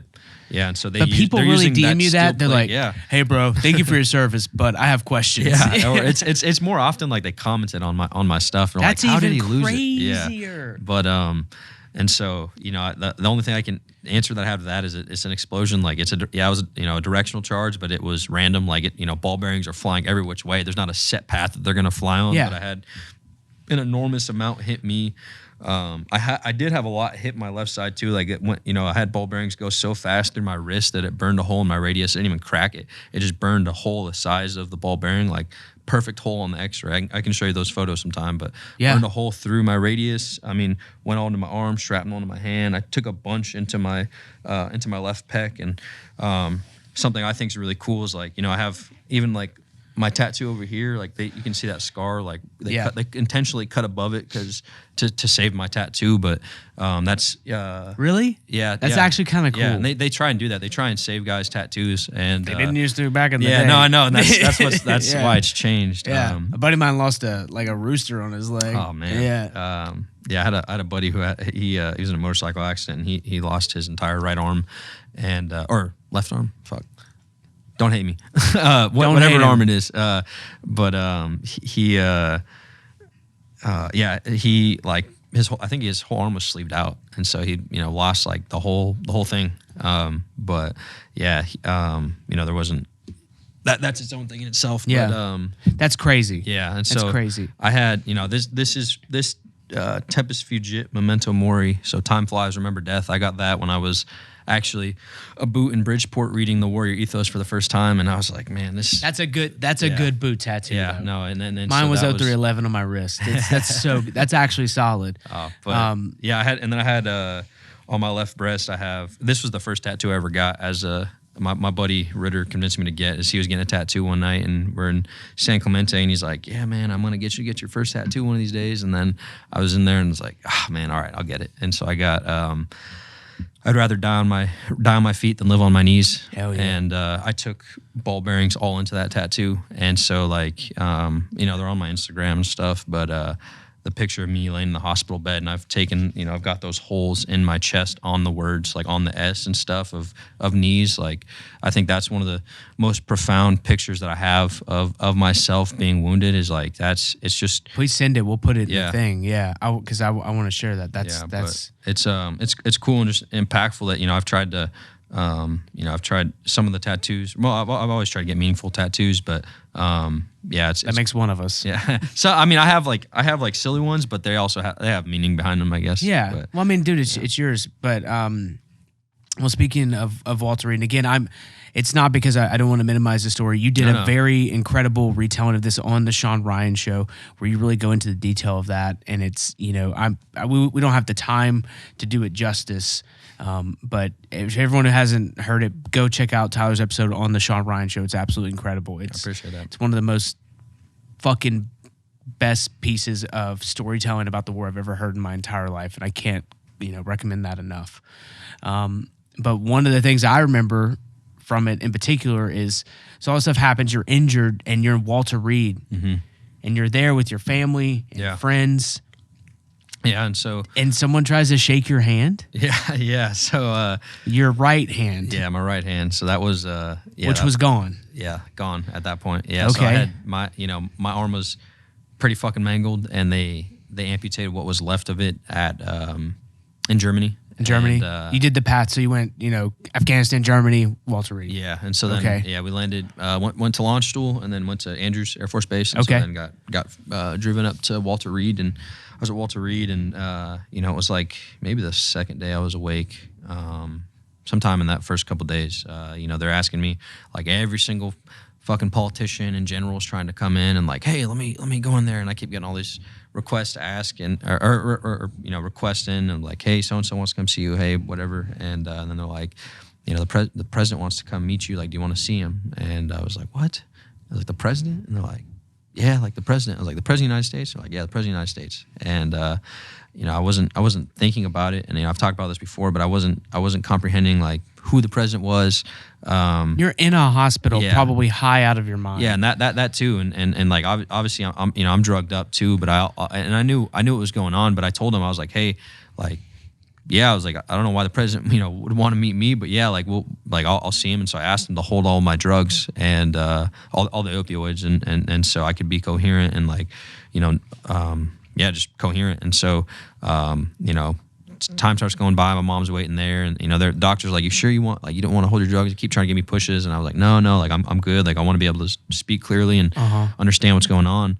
And so they hold it. An hour goes by, 2 hours goes by, and at this point he was already supposed to be here. Like an hour and a half ago. My mom's getting pissed off. Like this guy's her kids holding his office pain meds. Like where the fuck is this guy? And a couple hours go by, and my mom's finally like, okay, like the Secret Service is coming into the floor. She can see him outside in the hallway and stuff. And then a guy walks in, just average looking white dude with a black jacket and brown hair, glasses, and a face mask because the whole fucking, the COVID fucking crap. And then I had a bunch of infections and stuff. And so I'm like looking at him, looking at my mom, and I'm like, Mom. She's like, what? And I was like, is that the president? And she was like, what? I was like, is that the president? She's like, no. And like she's laughing, the Secret Service dude's laughing, and he was like, no, like pulls down his mask, but she's like, no, like, but I work for him. And I was like, what the fuck is going on? And he goes, "My name's Hunter." Yeah. And I realized, I'm like, oh, we had to cut that, but that was worth it. Good to see you, bud. Yeah. I'm like, man, I was like, hold on, who's the fucking president? I'm like, racking my brain. I remember like being back in my last, time in 29 Palms was like when the election was going on, and I was like, man, who is the fucking president? I couldn't figure it out. I'm like, oh fuck, like I don't know who the fucking president is. I'm like, Mom, like who's the president? And she was like, are you serious? I'm like, I have no idea who the president is, and didn't think it was Trump, didn't think it was Biden. And she was like, sweetheart, she's like, it's Joe Biden. And I was like, what? She was like, it's Joe Biden. And I was like, oh my fucking God. And, having known that, and originally I would have said no. I would have said no, I don't want to fucking see him, but I wasn't. Yeah, I mean, it's on your the decision forefront to of my make. mind. Yeah. And, I think, things are a little broader than just like, fuck Biden, fuck Trump, all that crap. Like, I just like things that make sense and want our country to be strong, Yeah. That's all I want. And our regardless people to of be any cared political for. beliefs. Yeah. And, but still, obviously with what But had you're just, there what had because just of happened decisions to me. that were not made. Yeah, decisions. That is a fair assessment. I was, we were there at Kabul at Abbey Gate because all military advice was ignored by the administration that said, hey, let's retrograde out of Bagram, let's keep open a base, let's keep open a certain number of troops. None of the, everyone likes to bring up like, oh, well, Trump made these agreements with the, the Doha agreements and stuff with the Taliban. Yeah. Well, there was like, here are conditions set for being able to retrograde. No one followed that plan while we were out there. Like no one, the people who were in charge didn't actually do that. They didn't fucking do anything. It was just like, leave. And a mad scramble, mad dash, not to get political, but sorry.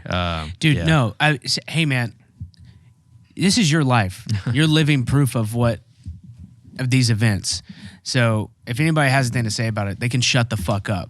Because like you're not taking a political stance. What you're talking about is something that you're so much a subject matter expert is, and we're gonna have to do a third part about this, is that you testified in front of Congress. So everyone can miss me with that bullshit of like, oh, this is political. No, this is literally what happened. Yeah. Your body's different because that's what it is. It's what happened. Yeah. And I know you well enough to be like, you would say the same thing if it's red, blue, yellow, green. Exactly. Grow up, dude. If you believe in something because somebody's tie color, you shouldn't be allowed to vote. So, No, keep going, dude. Share your fucking shit, dude.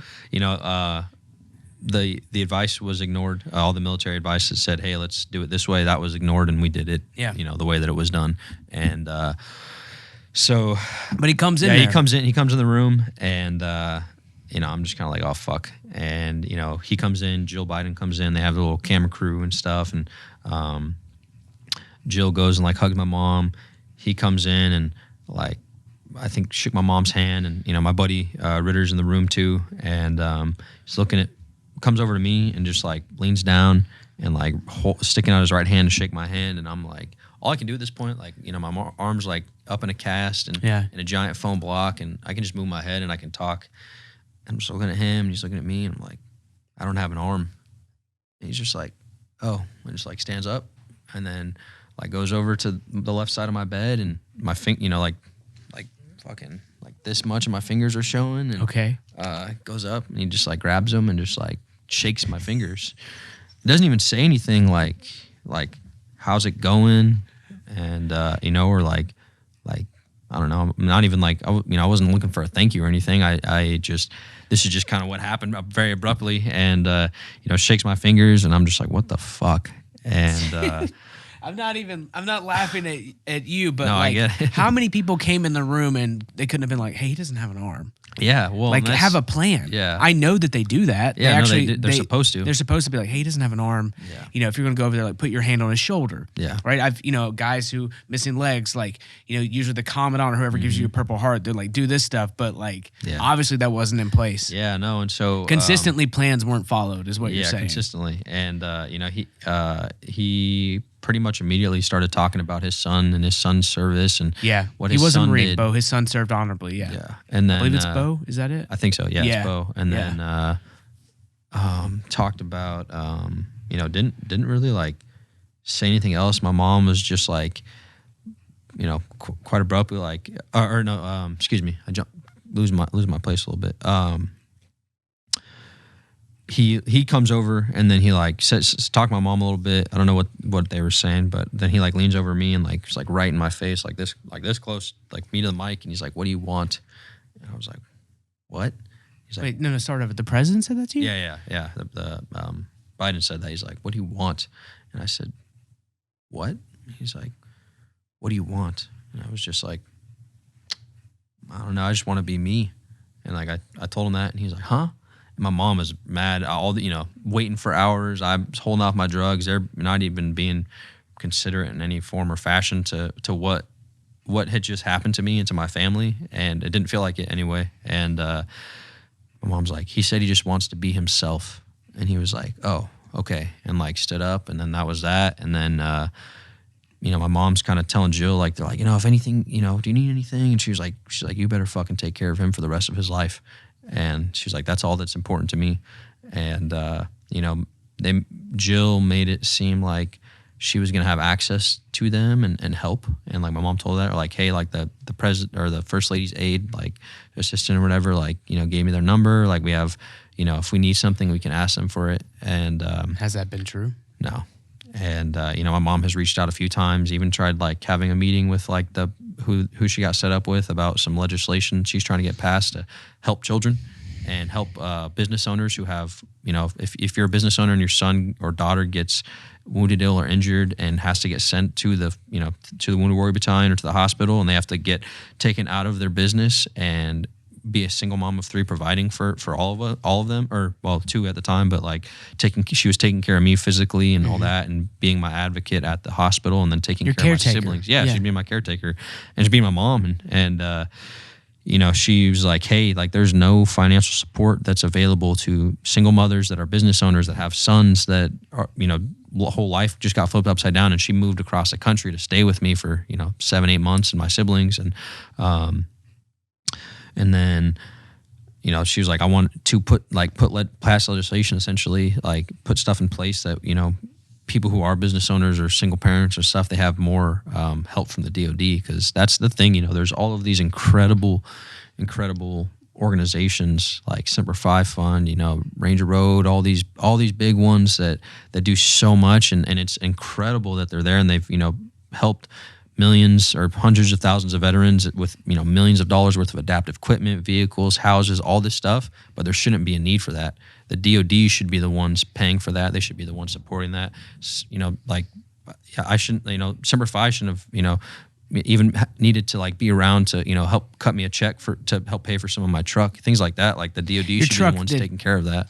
It's your truck that has to be specifically adapted to your needs, right? It's not just like you got to whatever. Like it's a crane. It lifts up your chair. Like you have to have certain pedals and gears and stuff.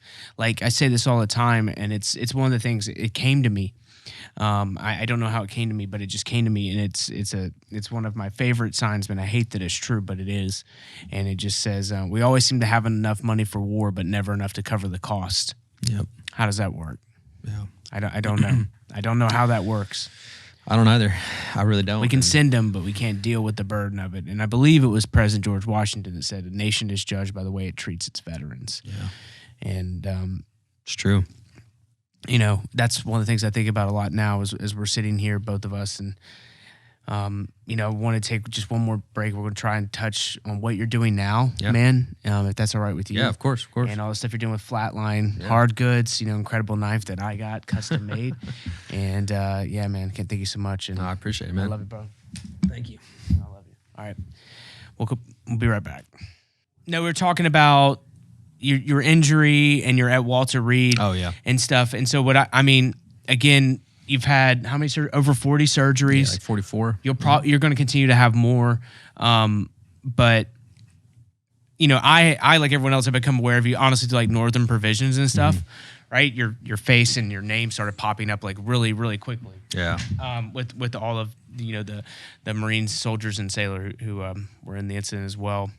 Yeah, no, I'm super grateful. Like my buddies, I think a big thing is that they threw out like a GoFundMe for me and stuff, and then I remember hearing about it. Yeah, like, and so they I'm thankful that owe my buddies a lot, but they had my back. They were there for me. They were there for my family when I was down and out. And I just I know my mom felt that love and support. And like even I had buddies like reaching out to my mom, like all my buddies from that I'd served with, like he's gonna be all right. Like I think it was my buddy Chris Lachek is the one who said it originally to my mom, I'm pretty sure. But talking to my mom about, like, I always had this saying when I was still active, still serving with the boys, like I would always be the one that always wanted to grapple, always wanted to like fuck around, work really, bust our ass in the gym or running, whatever, ruck swim, all the like. And I would always say, like,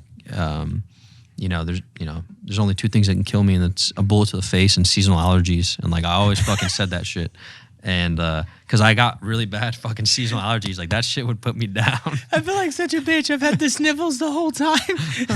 Dude, I am quoting that. Yeah, I always said that shit. And I'm still like, I'm not even, I'm still pretty fucking critical in the ICU. And my buddies are like texting my mom, like, I got Walter Reed, and like texting my mom, or even it might have been a launch to when I was still like even worse, and they're texting my mom like, hey, like he's gonna be all right. Listen, he always said, like, there's only two things that can kill him. It's a bullet to the face and seasonal allergies. And I'm in the ICU and she's showing me these text messages and stuff, and kept her spirits high, I think. And it's just funny stuff like that. And so but like you're in there, right? And do you start to feel the waves of like Tyler Vargas-Andrews, Tyler Vargas-Andrews, Tyler Vargas. You're fucking, dude, like it's still, like I said before, it's just, you're known. You're not like kind of known, like people know who you are. Yeah, and this is just the beginning of it, right? Yeah. How were you aware of that? I would say once I was in the ICU for almost 2 months, but when I got to inpatient, and probably around like halfway through October to like early November, sometime around there is when I got my phone back. Yeah. And I got like an iPad that was given to me, and I could start using my fingers again, because that was a big thing. I couldn't even wiggle my fingers. And so finally, when I could move my fingers and my wrist a little bit, I was able to like mess around on the iPad and stuff, and or on my phone. And then I started like getting back on, checking out social media and stuff. And that was big. My mom, the whole time, I'm getting one thing that was like, that made me very aware is like when I got to inpatient is she started bringing in like fucking thousands, or at least hundreds, maybe thousands of letters from people all over the world. Really? Like, I'm talking like hundreds.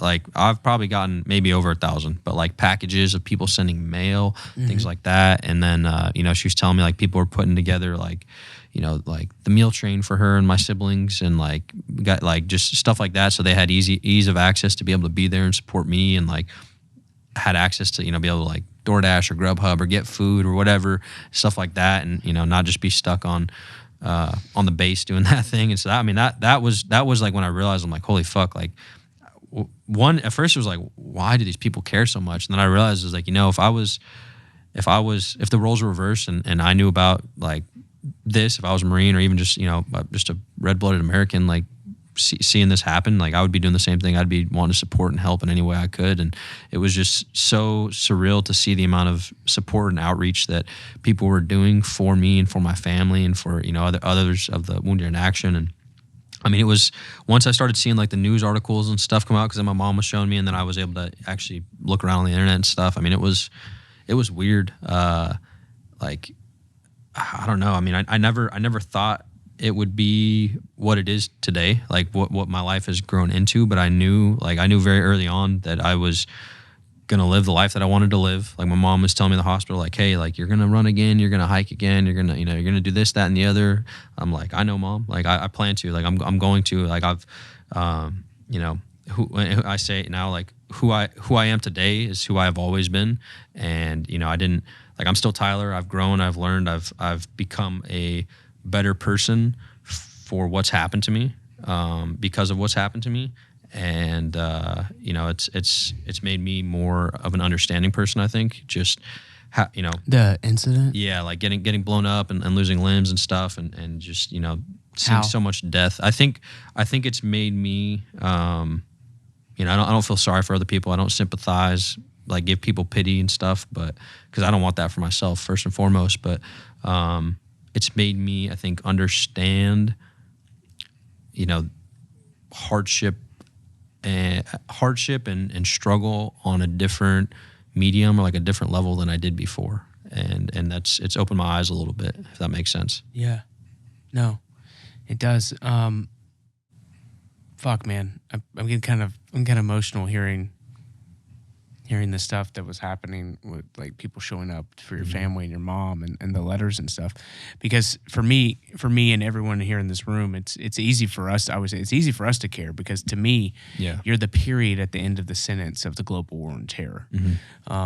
You are the last Marine that was injured in the global war on terror. So like my investment with you has no real measure to it. But to hear that everyone else had that same reciprocation is, I don't know, man, because that's what I think about a lot is what was it all for? But that might have been what it was all for. A lot of people, you know, they have, and you, along with everyone else who feels that way, has a right to feel that way. You know, I mean, it's like, you know, we talked about earlier. It's like what did I go over there and serve for? What did my friends dying mean? You know, like what was it all for? And you know, I don't know if, like I said, if I'm the person to have that answer, but you know, I'm a firm believer in like your service and your own sacrifices and your friends and family sacrifices of and through service.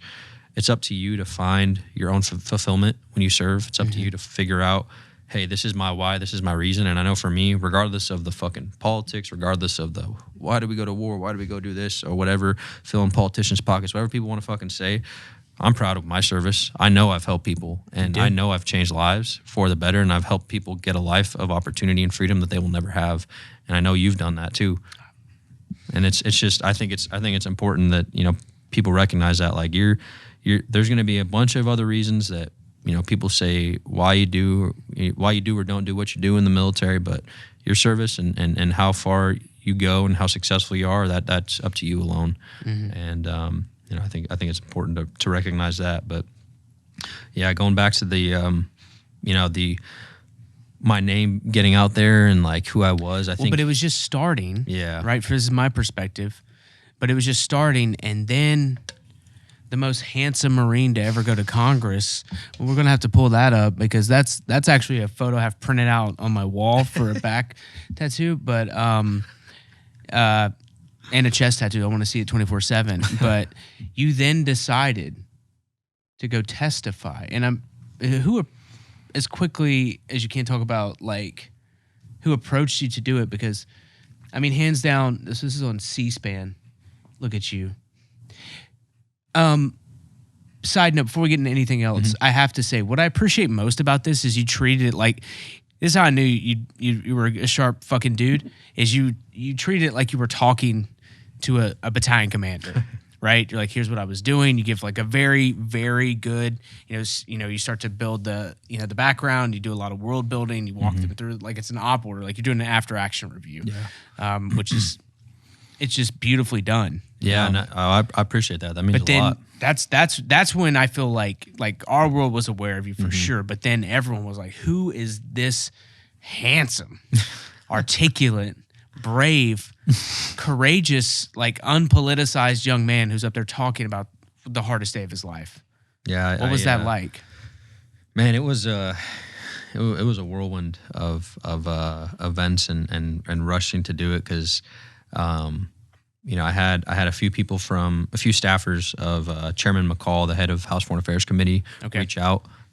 Well, it had been actually like couple weeks, maybe a month prior to the actual hearings, and me deciding that I was going to testify. I had a conversation with a double amputee Congressman Brian Mast, and he just reached out in support. He sits on House Foreign Affairs, and he reached out and just let me know, like he had been through Walter Reed, got connected through Walter Reed, and you know, just like, hey man, if you need anything, like I'm here for you. Just reaching out, being a good dude. And also he was like, hey, I just want you to be aware, you know, there's going to be hearings in a few weeks on, you know, Afghanistan, the withdrawal and stuff.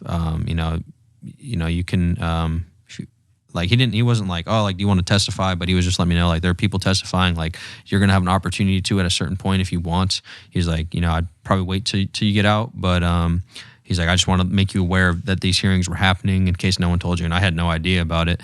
And so then a few weeks goes by. No one had talked to you prior to that? No, and then a few weeks went by, and I got reached out by a few of the Gold Star families from Abbey Gate, a few of like some people like you said, like Northern Provisions, like a few different people. That was like my main connection is I got connected to some of the staffers through Northern Provisions, and a few other people were like, oh yeah, this is actually who we're who we vetted as well, and like wanted you to get connected to. And so then they're like, hey, we want to hear your story. Some of the staffers from HVAC, they're like, hey, like, we would want to present you with this opportunity. The hearings, this was like a Friday or a Saturday, I think it was a Saturday, and they're like, the hearings on Wednesday, I want to say it was, and March 8th, and they're like, hey, we want to offer you the opportunity to tell your story and testify if you'd want.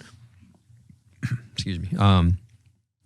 You have no obligation to, even if you want to just like, word of mouth, orally give us, anything, or give us nothing, like offers on the table.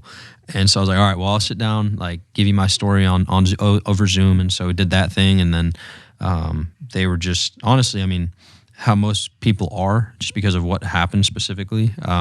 They were just awestruck with my story and what I told them. And, I spent a few hours like explaining everything that happened from start to me being there to talking to them on Zoom. And they go like, we would, absolutely love for you to testify. And they kept reiterating it, but like, no pressure. And then like 2 days goes by and it's like Sunday night or something like that, or Monday, and then I got connected to who has now been my legal aid through Congress, and she's been a huge help, and kind of like, hey, I'm helping a couple of the other individuals who are testifying. Like, my line is open to you as well if you want some help with your testimony, because then if you decide to. And it was like Sunday night, Monday morning, I was like, fuck, man, like I it sounds cheesy. I feel like every time I say it, but it's the truth. Like, the whole like if not me, then who? And I really felt that. I was like, man, like, there's these great people testifying, but there's no one who has my perspective, my team's perspective, and like no one who is actually like on the ground there at Abbey Gate, like the whole time conducting 24/7 operations, that is going to be able to give a story like this and tell the truth about what happened, and tell it in a way that, I felt like I did, and I tried really hard to tell it in a way that honored every single person who served out there and every single life that was lost out there. And I'm extremely honored to have been able to do it. But I felt like, at least for my team and my guys, my buddies, like I wanted them to know, like, I want to tell our story of what happened and what we experienced. And like I'm doing it for the boys and the girls, but I'm doing it for them, and yes, for myself too. But I knew no one had the story that I had, and I knew that I had the ability to, like you said, I knew that I had the ability to articulate my words and get the story across, and going in front of Congress, like, that was, fucking killed it. It was the first time in my life that I've spoken in front of people that I wasn't nervous, and people were like, really? Wow. And I'm like, I had the intent, and I was like, if you're a politician in the United States government, you're here to serve me. You're here to serve the American people, and that's servant leadership has long been forgotten, especially today. But I went in there and I knew, I was like, these motherfuckers are going to listen to me, and they're going to listen to what I have to say. And and I think that's just, it's very easy for me to talk about what happened. One, because it's the truth, what happened to me and my experience, and everyone out there. And two, I'm passionate about it, and it's important to me, and it's life is precious. Not everyone deserves to live, but life is precious, and it's when you sit there and you watch 200 people die in an instant. I mean, that fuck anyone up. And I wanted to stand there in front of what I thought to be the nation. I want to stand in front of the nation. I want them to see, like, I'm standing here, I'm still alive, I'm still breathing, and you're going to listen to me, and you're going to understand that my friends are dead because of these actions and these inactions and the negligent leadership that was afoot. But he didn't fucking hesitate, and it's one of the best testimonies I've ever seen. And it's when I really just became so committed at the highest levels of watching you in your journey, and to see all the things you're doing now, man. You continue, right? You just recently talked about, man, don't you're fucking me up right now. I'm so fucking proud of you, man. I appreciate that. That means a lot, man. That really does. Yeah. fucking eyes are sweating. Yeah, I was thinking about war. No, I can't, dude. I'll get fucked up. You know, like nobody really talks about. Want some water? No, I'm good. It's just nobody really talks about like how hard it is, you know, living after war. Yeah. That's the truth, man. But to see you in this moment, in this event, where people are talking about your life, and they've tried to shape and narrative build and all this stuff, but you fucking backstopped it in a way that just, because let's not kid ourselves. There's a lot of influence that's coming from outside forces of different variations who want you to say a thing to fit a certain thing, and you're like, fuck no, this is what happened. I'm just overwhelmed with pride and for you and just what you've done. It's fucking beautiful to see, because I mean, this is where I feel like TVA starts to really take off, right? Because you this is the first thing towards building that legacy. Yeah, that I see you carry the 13 every day. Right? It's 13, that. Right? Yeah, 13. You carry them every single day, and it's fucking palpable to me. And it's just I'm so fucking grateful that you're here. Not like here. I mean, yeah, here. You know what I mean? But like, no, I know what you mean. I'm grateful to be here. To be alive. I've said this to you before, and I don't think I've said it publicly, but in my opinion, I think you might be the very best of all of us. I don't know about that, but I appreciate it. I honestly feel that way. You know, I feel like I always say I feel like I'm a piece of shit, and everyone else hasn't figured it out yet. But maybe that's how everyone feels. Well, I mean, your villainaire will become something, but no, I mean, you've resisted so many different things, and like you're like, this is why I'm here and stuff, and that's really what I want to talk about. So, like you'd said, you just recently finished up, you know, a briefing with and you can't talk about what you said, but you said you just recently finished up an interview. Yeah, with CENTCOM. I had my like two days ago. I had my my first official, and I've talked about it a little bit on social media to their to everyone else's disagreement, but I'm honest about what happened, and I a couple days ago I had my interview with Army Central Command. And at the secret level, so that's why for everyone's essay I can't go into detail, but will not talk about it. Yeah, but I did. I felt like I let them know a lot of things that they didn't know, and was able to connect the dots for them on a lot of stuff. And I also feel like I got the after actions, debrief and some answers that I was owed as well. And the whole anyone who's been wounded and pulled away from a platoon. I mean, it happened so fast. Like I got wounded, and then one day I was spent years with my best friends training to do training to, to be the best possible infantryman that I could be, the best possible Marine and person that I could be in my job and skill set. To here I am waking up at Walter Reed, and now I'm away from the boys. I'm away from my my best friends. I'm away from my brothers that I served with, and recovering in a hospital and going through that. And that's I think that's why a lot of people get very isolated once they get to the Wounded Warrior Battalion and stuff, or the regiment. But I'm thankful for what I've been able to do, and like the Congress stuff. That is just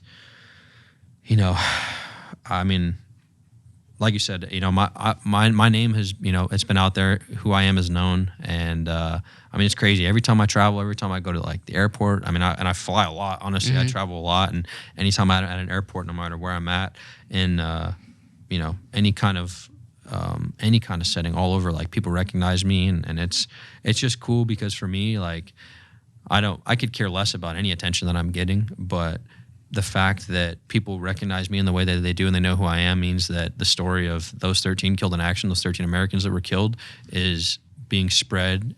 Other people are being made aware of it, and other people are supporting what happened and understanding, like, it's more than just me. Like who I am obviously has become I think people have latched onto it so much because who and what I am has become a symbol of inspiration and hope, very much so. And I'm not naive to that. That's I have to be an idiot to not see that. But it's I've been able to be an source of inspiration and hope for others that might maybe I've talked I talked about it yesterday. Is like I've had tens of people reach out and be like, hey man, like you're the reason I didn't kill myself. Like that right there makes it fucking worth it. Like that, like I've probably had almost 30, if not a little over 30 people reach out in different ways and say that. And I mean, if I can impact one person's life and change it for the better and help them see like they can achieve whatever they want in their life if they work hard enough for it, like that's what I'm doing. That's what I've chosen, my purpose to be, is to be able to inspire and motivate and still show, like, I talked about this in my speech out on road to Spain at the Marine Corps Ball, a week or two ago. Like I take pride in showing the world, showing Americans and showing Marines specifically, like there's still hard motherfuckers paving the way forward, and I'm one of them. And it's important to show that this generation, my generation of Marines, my generation of service, like there are still good grunts, there's still good Marines, like there's still some hard motherfuckers hanging around and wanting to be good and do good for the world. You're goddamn right there is, and you're leading the way. Trying. And when you're not testifying in front of Congress, you're doing so much more stuff, such as your new company, yep, Flatline Hard Goods, which I have a custom-made knife, right? Custom by me, start to finish. Custom by me, made by veterans. Yep. Look at that. By veterans for Zach. For Zach.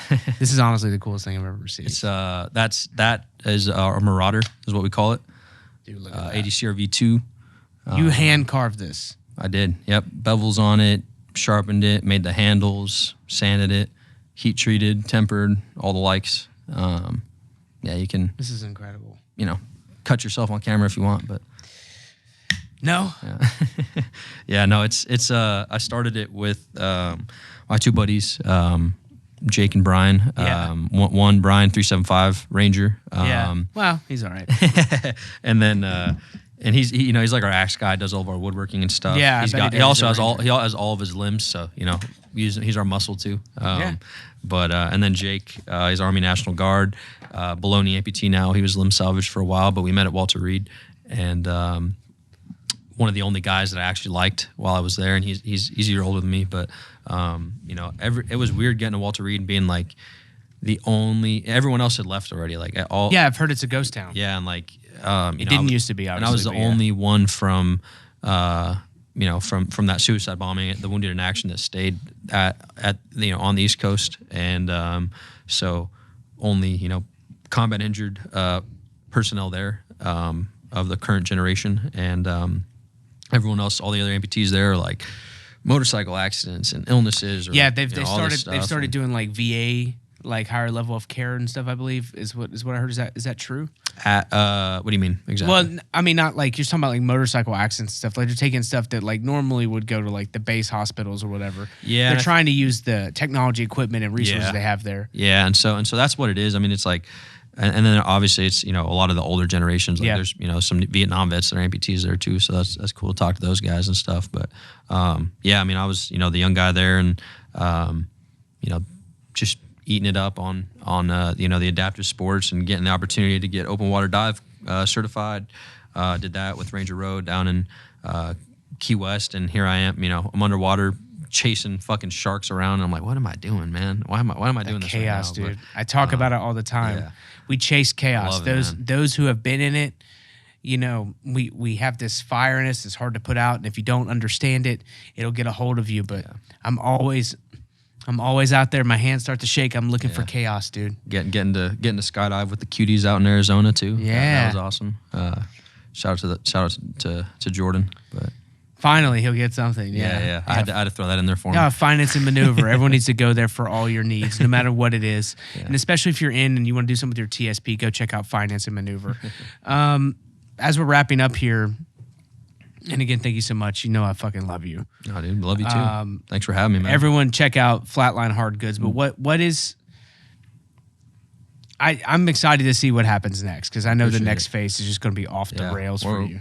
Working fucking hard, man. I mean... What do you want people to know?